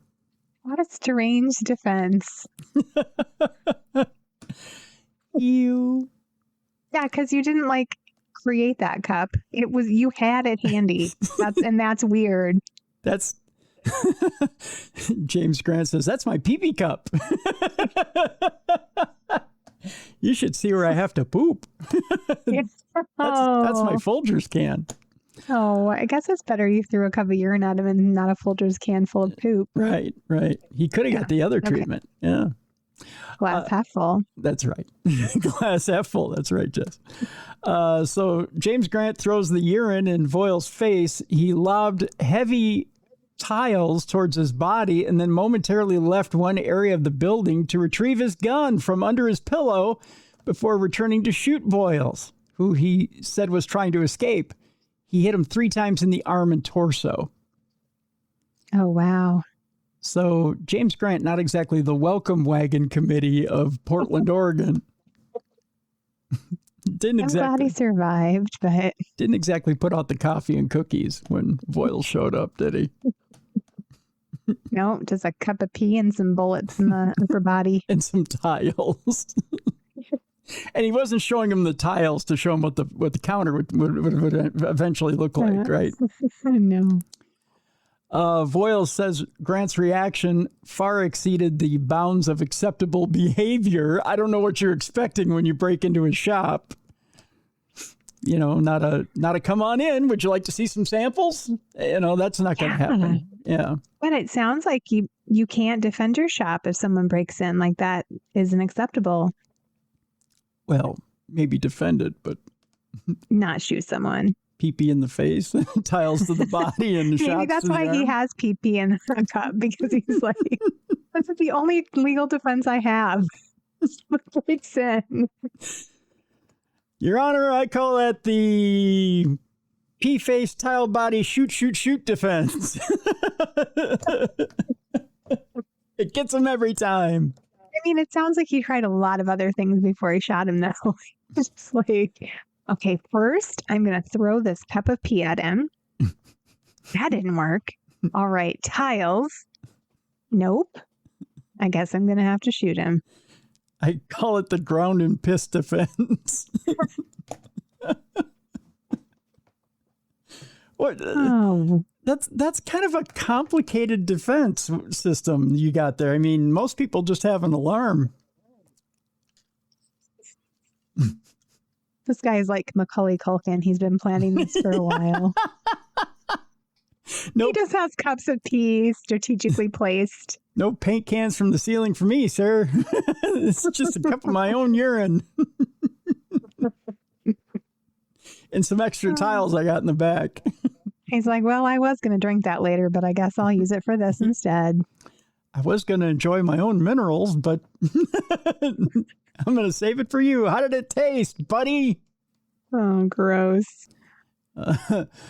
Voyle says Grant's reaction far exceeded the bounds of acceptable behavior and is asking a Multnomah County Circuit Court judge to rule that the business owner must pay him $10 million for catching some pee in the face, some tiles to the body, and a couple of shots to the arm. I feel like it would have been a lot less if you just wouldn't have shot him. Yeah. Probably, $1.250 if you would have just got some pee to the face and some tiles to the body. The trial, which started this last week and will stretch into this week, raises meaty and sometimes uncomfortable questions about homelessness, gun ownership, and what does or does not constitute vigilante justice. I think we're pretty close with the gun. I don't think we quite got it with the pee-pee. The tiles is close. Also key to the trial is whether Grant, who has homes in Nevada and China, but testified that he lives at the business when in Portland, had a right to sleep there. City officials previously had found him in violation of the industrial district zoning rules and told him not to reside there. But Oregon law allows people to defend their homes, but not businesses, with lethal force from intruders. Oh, okay. So he had a right, if that was his home, he had a right to defend it with force. But it's not. I'm sorry, I didn't mean to say, but it's not. I meant to say it's pee-pee. I should clarify there. Whatever it was disgusting. Yeah, it was quite disgusting. Evidently, the crime was perpetrated at 5:30 a.m. So rise and shine. Here's some pee-pee to the face. Yeah. Interesting little case they're debating there in Portland, Oregon. Yikes. All right, next story. A Rockville man, and we're talking Rockville, Indiana, is arrested after police say he drove 90 miles per hour drunk through storm damage. And he was driving through a tornado at the time. Oh, my goodness. Yeah. A Park County man is facing charges after police said he drove more than 90 miles per hour in a 55 mile per hour zone while drunk. Now, if he were sober, he could say, I was trying to get away from the tornado. Mm-hmm. He was just drunk. Yep. Didn't know any better. You can't drink and drive when there's not a tornado or when there is a tornado. Right. Still illegal. That's right. The Rockville Police Department arrested 44-year-old Douglas Farr II following a traffic stop on Highway 36. Officers said they observed Farr traveling over 90 miles per hour in a 55-mile-per-hour zone on Highway 36. According to police, Farr drove through storm damage in the area, including downed trees and power lines. So he was cruising. Wow. I don't know if he thought he would just float over those. If he just hit a fast enough speed, his car would take off and fly. I just think maybe he wasn't thinking it through, Tim. I don't think so. Officers stopped Farr on Highway 36 near Redbud Hill. During the stop, officers said they noted signs that Farr may have been impaired and performed field sobriety tests. Farr was allegedly more than twice the legal limit. You'd have to be going that fast through major storm damage. Oh, well. All right, it's time now for Not Safe for Work. We're already there. Well, we kind of dabbled earlier in the program. Just to kind of warm you up for right now. Yeah. But now we're in it. Deep in it. So to speak. And if you have some sensitive people in the area, like, say, kids or your boss, it's time to put them in the back of the store. Maybe arm them with a cup of pee, take the gun away from them. And we'll do that in 5, 4, 3, 2, 1. Here we go. A man allegedly attacked his neighbor with feces following a dispute about dog poop. Ew. Yeah, we're starting it off big. I'd rather have the cup of pee thrown at me. Well, I figured we had a pee-pee story. We had to follow it up with a poop story. A poop story. A poop story. A poop so story. Minnesota. That's very Minnesotan, isn't it? We go to Leesburg, Florida. I think this is our first Florida story today, isn't it? It is. And we even had a machete knot in Florida, which was kind of trippy. Yeah. Took our time getting there today, but we got there. A man allegedly attacked his neighbor with dog poop following an extensive ongoing dispute about feces being left on his driveway. According to a probable cause affidavit obtained by Law and Crime, police received a call from a couple who lived next to 35-year-old Trey DeClote, that's what it is, on August 7th. The couple accused DeClote of entering their home without permission and attacking them with dog feces. I can't tell you how many times a random door-to-door salesman has come in my home and attacked me with dog feces. Just randomly. Will you buy this vacuum? No. Well, then here. And just shove dog shit right in my face. It happens all the time. Just another day in Tim's world. That's right. Just another day in my world. The neighbor claimed that DeClote was visibly irate when he entered the home without asking, and he was holding dog poop in his hand. Yeah, not all there. DeClote allegedly started yelling at the couple before he intentionally threw dog feces at the husband, successfully hitting him. Well, you know what? The Twins do need pitching. We found a guy for him. Don't send this guy away permanently. We need help in our bullpen. So the husband attempted to push DeClote out of the home, but the pair started fighting in a carport. The neighbor told authorities that DeClote picked up a metal child scooter and lifted it above his head in a menacing posture while threatening the victim. Did he grunt like an ape at the same time? What was the menacing posture? So weird. Yeah, that's bizarre. Police arrived at the scene and found a red mark on the victim's forehead and animal feces on the side of their home, according to the affidavit. I'd like to be a cop in Florida.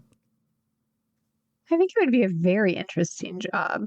Oh, a lot of bodily fluids, I think. It's just got to be a lot of everything. Yeah. Local outlet WKMG obtained body camera video that showed the confrontation between DeClote and police, during which he said that he asked his neighbors to pick up feces their dog had left in his yard. DeClote said his neighbor's wife said she would pick it up, but 4 hours later it was still there. So he put it on the edge of their driveway. He further claimed that his neighbor messaged him sometime after to ask him to come to his house so they could talk about the issue. Sounds like trouble to me. DeClote said that when he arrived at his neighbor's house, the neighbor shoved him in the doorway, spurring a fight. Now, see, it's a lot different story from DeClote's point of view, with DeClote saying that basically he put the dog poop on the edge of the driveway, and then there were texts back and forth, and he came over at the neighbor's calling to come talk about it. And then the neighbor shoved him in the doorway, spurring a fight. Police asked him to come into DeClote's home to photograph his injuries, but he refused, per the video. He also allegedly refused to exit his home. Upon being arrested and questioned, DeClote reportedly told police that he used to be on good terms with his neighbor, and they had an understanding where they could enter each other's homes without knocking. Police asked the neighbor about this, and he showed them a video in which he told DeClote to not come to his property or house regarding the dispute about dog feces. So evidently not. DeClote was charged with aggravated battery, burglary with assault or battery, and simple battery. So evidently, and you tell me. I'm just gonna say, you tell me, Jess. Does that guy look trustworthy to you? No, he looks very shady. He can't even make eye contact with me, Tim. That's the fecal chucker right there. I am not surprised. Yeah. So I don't know that I trust him. That's for sure. All right. Next story. This one seems like it's innocent enough, but there's a twist. And when I say twist, boy, do I mean a twist. Simple headline here. Involuntary manslaughter charge against woman certified to grand jury. Okay. Seems innocent enough, right? We go to Virginia Beach, Virginia, where involuntary manslaughter charges against 19-year-old Ember Rose McSpadden were certified to a grand jury last Friday in Virginia Beach. Pretty mundane so far, right? Yeah, pretty typical. See what I'm doing here? I'm buckling myself in.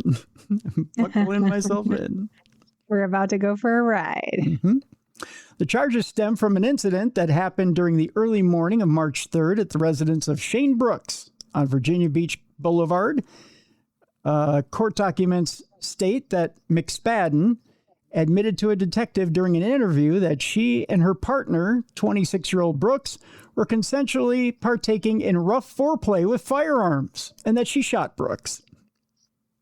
Oh, that's a new one. I've never heard of people using guns for foreplay. Yeah, I don't know how many times you and the hubby have been messing around in the bedroom and you just pulled a gun on him and said, "Hey, honey, getting hard yet?" Yeah, no. Not one of those things? I mean, that might work on some guys. Just depends on the guy, I suppose. I don't know one man that would work on. I don't know. At least in my circle. Somebody who really likes guns. Yeah. I think Ms. McSpadden might be one of them.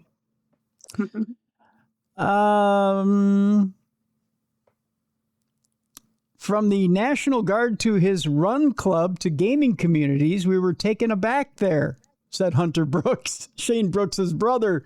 There weren't enough seats in the courtroom for all the people that loved him. That's sad. Yeah.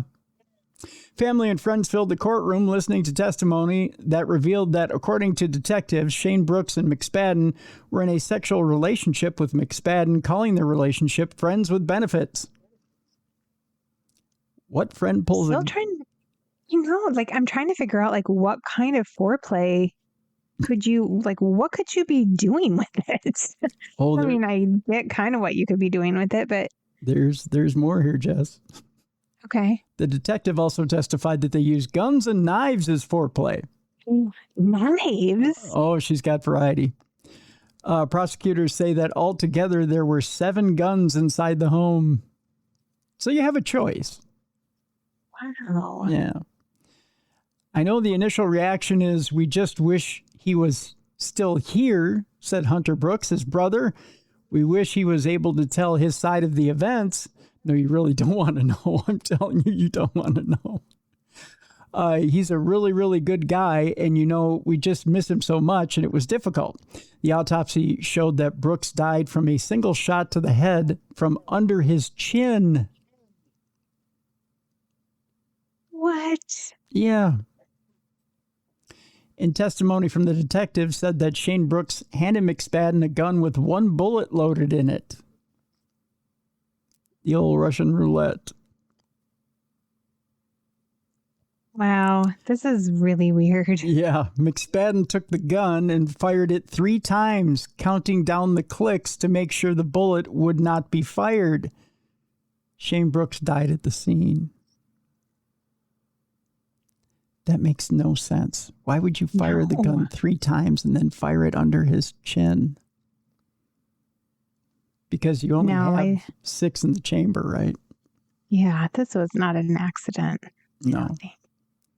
Testimony also revealed that McSpadden is the one who called 911 and that the two had been in a relationship for a short time. Like they'd only known each other a couple or 3 months, maybe, Hunter Brooks said. Yeah, to my understanding, I don't think she's ever been to his house prior to then. And she was not a part of our family or friend group and wasn't a girlfriend. Following court, McSpadden's attorney, Artisha Gregg, sent 10 on your side the following statement. This incident is a tragedy that my client deeply regrets, Gregg said, as evidenced by her emotional reaction during our hearing today. As the evidence presented in court demonstrated, this was a tragic accident that my client had no intention or foresight would occur. McSpadden's next scheduled court date is October 21st. I don't think you fire a gun 3 times and then fire it one more time under somebody's chin and not think that something isn't going to happen. Yeah, it sounds like a excuse, like a really weird excuse that makes no sense whatsoever. In fact, if you're not expecting something to happen, you wouldn't put a bullet in the chamber. I mean, I know it's the thrill that there's something in there, but I'd take all of them out if you don't want anything to happen. I guess I just wouldn't use a gun for foreplay. Right. That's just me, though. I'm boring like that. Right. Yeah. Guns and foreplay don't mix. No. There's only one gun that should be used, and it ain't a literal one. Yeah. All right. Our next story has to do with a grand jury indicting a former pastor who was arrested in a prostitution sting because the best pimp is a pastor.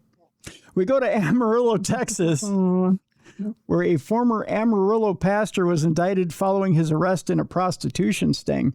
A Randall County grand jury indicted 42-year-old David Austin Ritchie, hallelujah, on a charge of solicitation of prostitution. Ritchie, the former senior pastor at Redeemer Christian Church, was among 8 men arrested during a June undercover operation conducted by the Texas Department of Public Safety. The church fired Ritchie after learning of his arrest. You think? I'd be surprised if they kept him on, Tim. I'm a little disappointed, frankly. Really? I mean, didn't Jesus wash the feet of whores? I mean, can't the pastor wash the feet of regular people after he laid with whores? I mean, it's the same thing, right? He had served as senior pastor since 2011, so he screwed up 15 good years of being pastor. Ooh, yeah, a long time. Yeah. 24-year-old Jorge Luis Lopez Najera of Amarillo, who was arrested in the same operation, was also indicted on a charge of solicitation of prostitution. The cases against the other 6 men arrested in the sting remain pending. They list them all, but we don't have to, unless you know who Jerry Mac Rottenberry is of Amarillo. Rottenberry. Yeah. What a name. Actually, there's a couple of fun names here. 37-year-old Cody Ray Dick was also arrested. Cody Ray Dick. Cody Ray Dick. And you're here for not Dick. So, yeah, he was also arrested with some marijuana on him. So that was fun. What a name. Cody Ray Dick. Or Rottenberry, Jerry Mac Rottenberry, which sounds like a new line of mac and cheese from Kraft. The new Rottenberry and cheese, mac and cheese. Sounds like a kind of berry you have to put a lot of sugar with to make it taste good. Yeah, right. Like a gooseberry. It's not a naturally tasty berry. Yeah, you made you your favorite, Tim. Rottenberry pie. Rhubarb and Rottenberry pie. Yeah. Just a little bit molded there. It's fine. Yeah, it just get a lot of sugar. And you got to hold your nose while you eat it. That didn't sound right. I know. That's pretty much the rule with prostitution and with Rottenberry and rhubarb pie. You got to hold your nose while you eat it. Ew. I think, right? Gross. That's why this is not safe for work time. And if you're doing that to a prostitute, you should get half price. That's for sure. All right. And finally, I don't know if you heard about this story or not, Jess, but it was one of the highly talked about stories in the last week or two. Something shut down rush hour traffic in Washington, D.C. Something that they thought was a bomb at first. But it might have just been the bomb, if you know what I mean. Ooh. Turns out an adult device shut down rush hour traffic in Washington, D.C. Like a vibrator? Yeah, it was vibrating, what? All right. Yeah. A suspicious package investigation outside a D.C. fire and EMS station last Wednesday shut down Wisconsin Avenue, but it turns out it was just a sex toy. And why not? You know? We go to Washington, D.C., where a suspicious package seen outside a Tenleytown fire station shut down rush hour traffic Wednesday morning, and it turned out just to be a sex toy, according to D.C. police. The suspicious device was reported around 7 a.m. when someone saw another person putting the package in the trash can on the corner of the street. Police responded and shut down Wisconsin Avenue Northwest from 40th Street to Warren Street for nearly 2 hours. That's right. They shut down the street for 2 hours because of this package. That's quite a dildo. Yeah, yes, it is. Eventually, the device was deemed non-hazardous. Well, sure, if it just sits in the box. And according to a police report, the device was an electronic sex portable pump device. What? An electronic pump. Oh, so you're trying to make a penis bigger with the pump. Ah, okay. The report says a member of the firehouse was approached by the person who threw away the toy behind the building. Then the person left behind what they called an unknown suspicious electronic device with wires exposed. The scene has since been cleared and the road has been reopened. So somebody tried to throw their penis pump away. It's like, it's not a bomb. It's just my penis pump, guys. It didn't even work that well. That's why I threw it away. Yeah. I mean, it didn't do anything for me, so I got rid of it. What's the big deal? And then somebody spies the guy throwing it away and calls it in as a bomb threat. How embarrassing would that be? Can you imagine that they threw it away in the box that was shipped to them in, so it's got their address on it? Like, who called that in? Just some lady just Just, I hate to say it, Karen. I hate that word, but it's just some lady out there. Probably, yeah. Mm. Why did this come from Adam and Eve? What the hell is this all about? I didn't know Adam and Eve made bombs. Why did they make bombs now over there? What's going on there? Oh, wait a minute. I know what this is. It sucks and blows. Man. No. All right. With that, we need a palate cleanser. This one, Jess, just so happens to be beaver on beaver crime at summer camp. Oh, Attack of the Beavers. Attack of the Beavers again. It's getting to be an epidemic, and we got a report on it right here on Dumb Crime, Stupid Criminals. We keep you informed. We are your beaver headquarters. These beaver stories do stick in my brain, and I do tend to tell them to all of my family and friends. We are your beaver leader. We're here with the beaver news. That's right. We keep you updated on all your beaver headlines. Trying to figure out where this one's coming out of. Oh, is this one out of Washington too? I think this one might be out of Washington as well. Might be a WUSA story. Did you know that WUSA used to be the call letters of KARE at one time? No. Mm-hmm. For a very short period before they renamed KARE, it had the call letters, but between the time it was WTCN and KARE, for a short period, it was WUSA. Huh. And then it was reassigned by the company that owns KARE. It was reassigned to Washington, D.C. Oh, interesting. There's some useless trivia you didn't even need to know. I am so much smarter now. Over useless trivia. A 10-year-old girl was attacked by a beaver at Seneca Park during summer camp. Aww. Little beaver on little beaver. Oh, damn. That's wrong. Camp counselors got the beaver away from the girl, but it escaped into the water before wildlife officials arrived. No, it wasn't going to stick around. Clean getaway. That's what they call that. Right there, I tell you. Why did it attack her? Was it rabbit or what? That's what I would think. If this thing would ever move, that's what she said. Did she have something the beaver wanted? What would a beaver want that a 10-year-old girl had?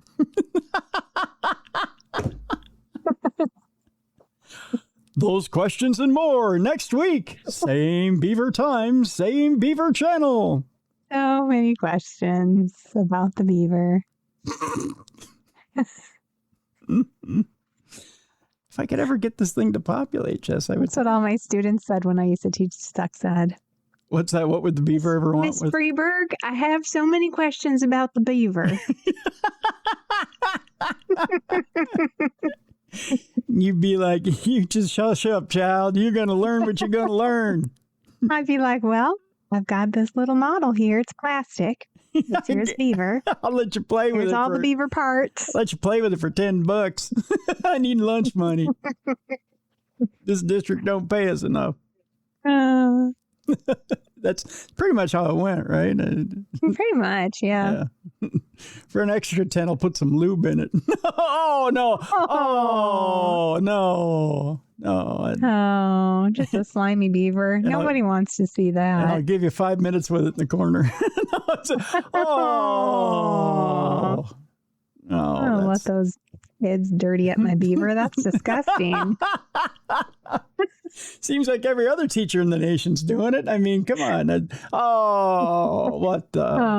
Oh, so true. That's horrible. That's gross.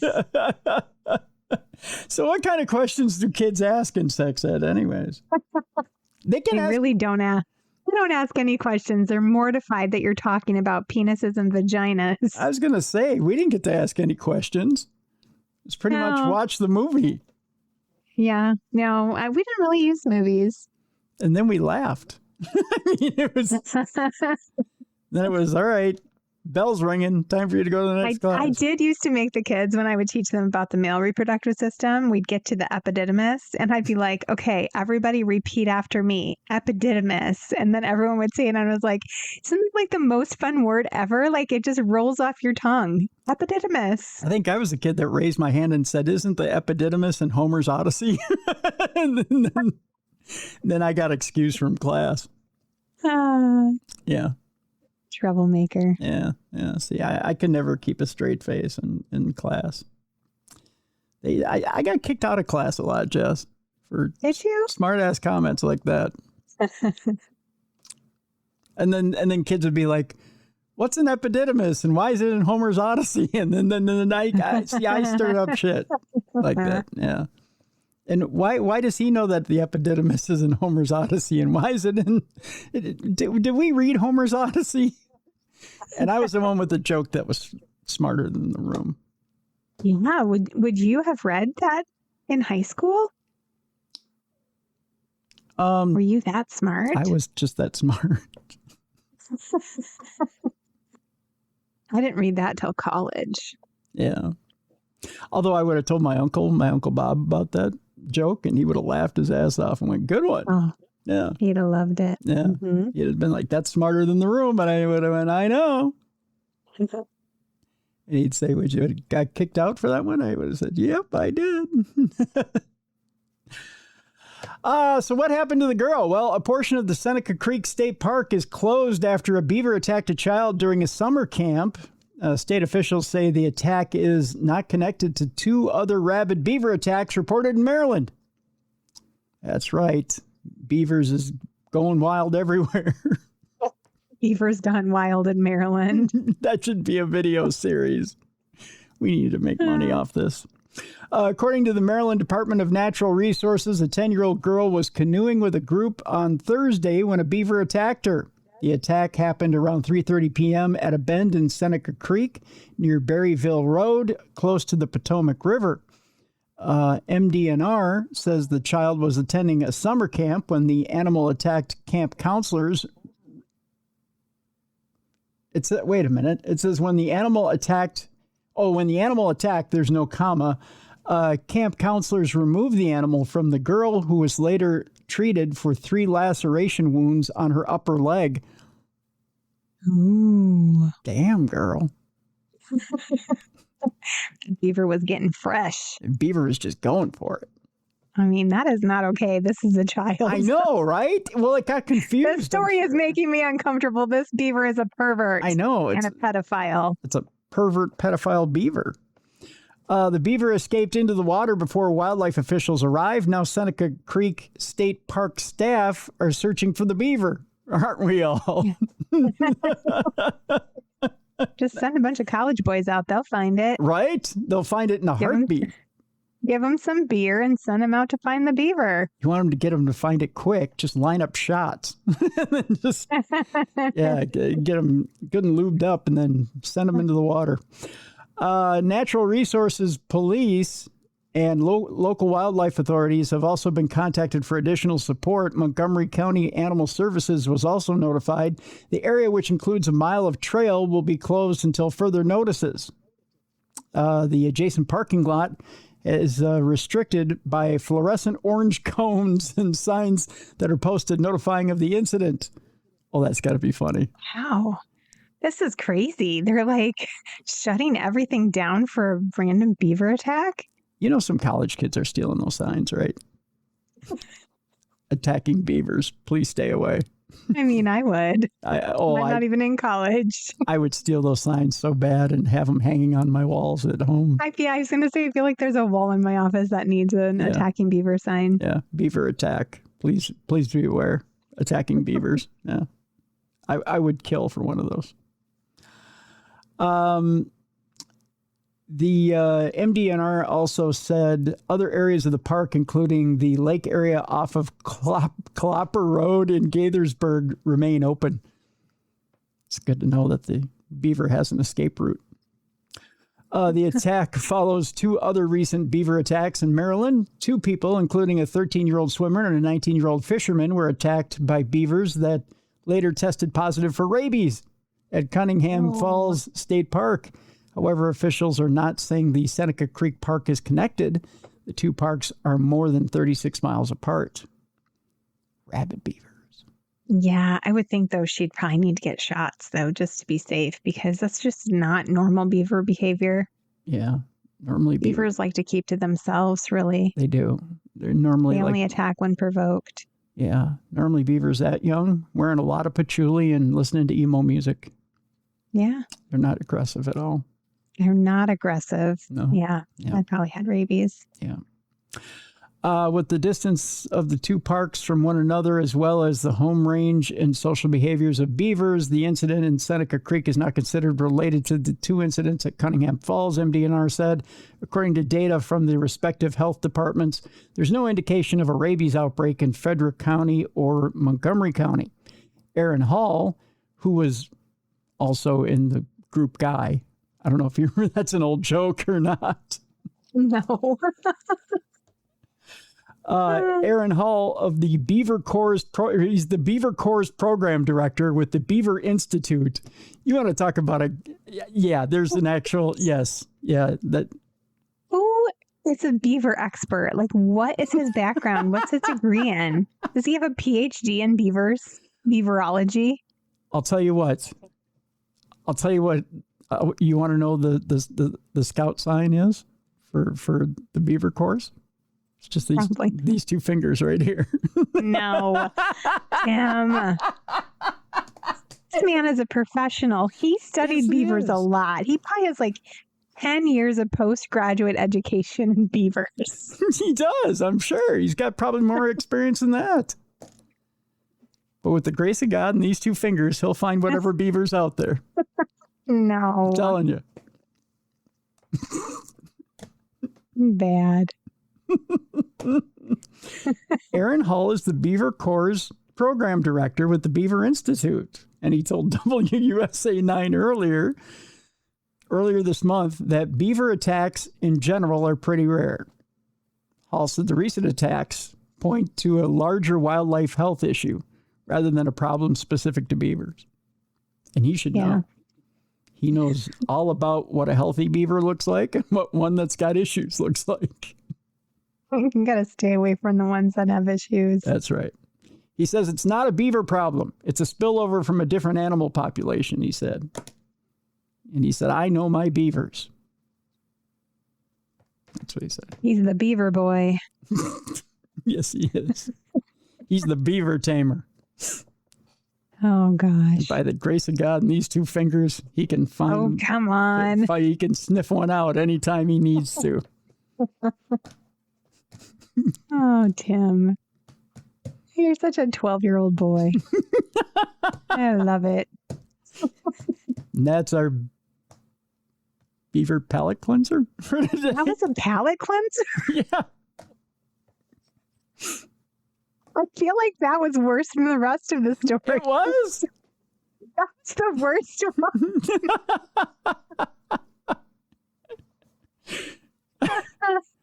My palate is not cleansed. No, sir. do you need something else? I can find something else. No, it's fine. I'll go have a shot of whiskey. I'll feel better when I get out of here. I mean, if you need me to, I could find something heartwarming. No, it's okay. I'm just going to go read my Bible and cleanse my aura. Wow. Oh, okay. I mean, I do have a story about corgis and owners descending on a Lithuanian city for an annual raise. No? I'm good. I'm just giving you a hard time. Co-workers and mentalists help a Idaho man break a t-shirt folding world record. No? How do people even know about these world records? That's so weird. A bear enters a Kentucky home and eats leftover KFC. Oh, I like that one. Do you want to hear about that palate one? Cleansed. Okay. You just had to read the title to me. You don't have to read the whole thing unless you want to. I can give you that story real quick if you'd like. Okay. Will that help? Will that cleanse your palate of the beaver? The beaver as long scout? as we're not talking about stinky beavers. All right, I'll give you this one real quick. A Kentucky woman awoke to discover a bear had wandered into her house through an open door and feasted on her leftover fried chicken. Kendra North said she and her partner had the front door of their Harlan County home open Wednesday night for air circulation and forgot to close it before going to sleep. Well, then you deserve to lose your fried chicken. Can you imagine going to sleep with your door open? Yeah, I can't. I check my locks like 30 times. Same here. Yeah. I'm obsessed with making sure everything is locked down. Oh my gosh. This story's terrifying. You definitely live in the country if you can keep your door open for air circulation. I mean, even if I lived in the country in cold blood, anybody, like, I'm not leaving my doors unlocked ever. North awoke to a phone call from her sister who had spotted a bear from her nearby home. This is how you know you live in the country, when your sister can call you and say, hey, by the way, you have a bear near your home. She discovered the bear had entered her home and eaten her leftover KFC and destroyed her glass table in the process. Oh, I didn't mean to. North told WDKY-TV, I'm a little sad over my KFC. Yeah. North. Me too. Yeah, well, it's probably hard to get. She probably got to drive an hour to go get it. North said she spotted another bear on her porch while she was cooking Sloppy Joes 2 days later. So evidently they're a big fan of Sloppy Joes and fried chicken. They know good food. Yeah. She said the sightings have taught her a valuable lesson. I keep that front door shut good, though, at night. Now. And apparently 7 p.m. is bear time now, too. She's lucky just a bear came in and not some crazy serial killer.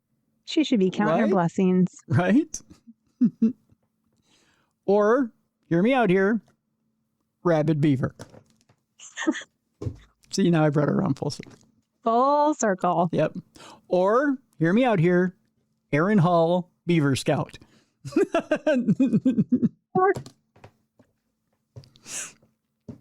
Oh, Tim. And we're back to the beavers. Sorry. It was a good show, though. Yeah. I loved it. There you go. That'll do it for today. Jess, you have not only 3 books that are out there right now available for purchase, but you also have an important course out there for people who might have problems speaking out if Aaron Hall shows up on the front porch. So can you tell people how to puff out the chest and put those feelings out there? Yes, definitely. Yeah. I'm trying to do more stuff like this because I got certified in mindfulness probably like 10 years ago, maybe longer. And I did a lot of private coaching, but I don't have time to do that anymore. So I'm trying to put stuff out there to give people opportunities to just learn a little bit more about, connecting with your inner strength, I guess is the way to put it. And don't let yourself be pushed around so much. Right on. Right on. Stop shrinking. That's what it's called. I've been trying, but you know what? The testosterone's been a little low lately. And it's cold. Cold. Especially in the studio. No. Did I say that? But yes, stop shrinking. It's available. We have a link in the description of this program. Every time we talk about it, I'm like, I need to give it a different name.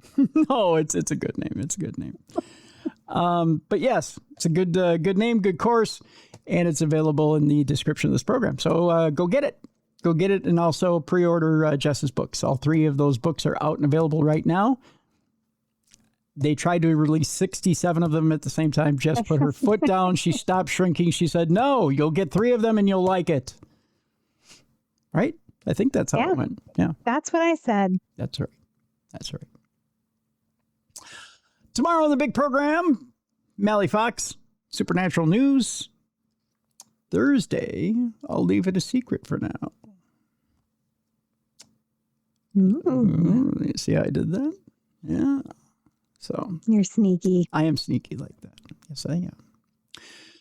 So that'll do it for today, folks. Again, the Darkness Radio app is available right now. Be sure you have it downloaded and so you can take Darkness Radio's Apple app with you wherever you go.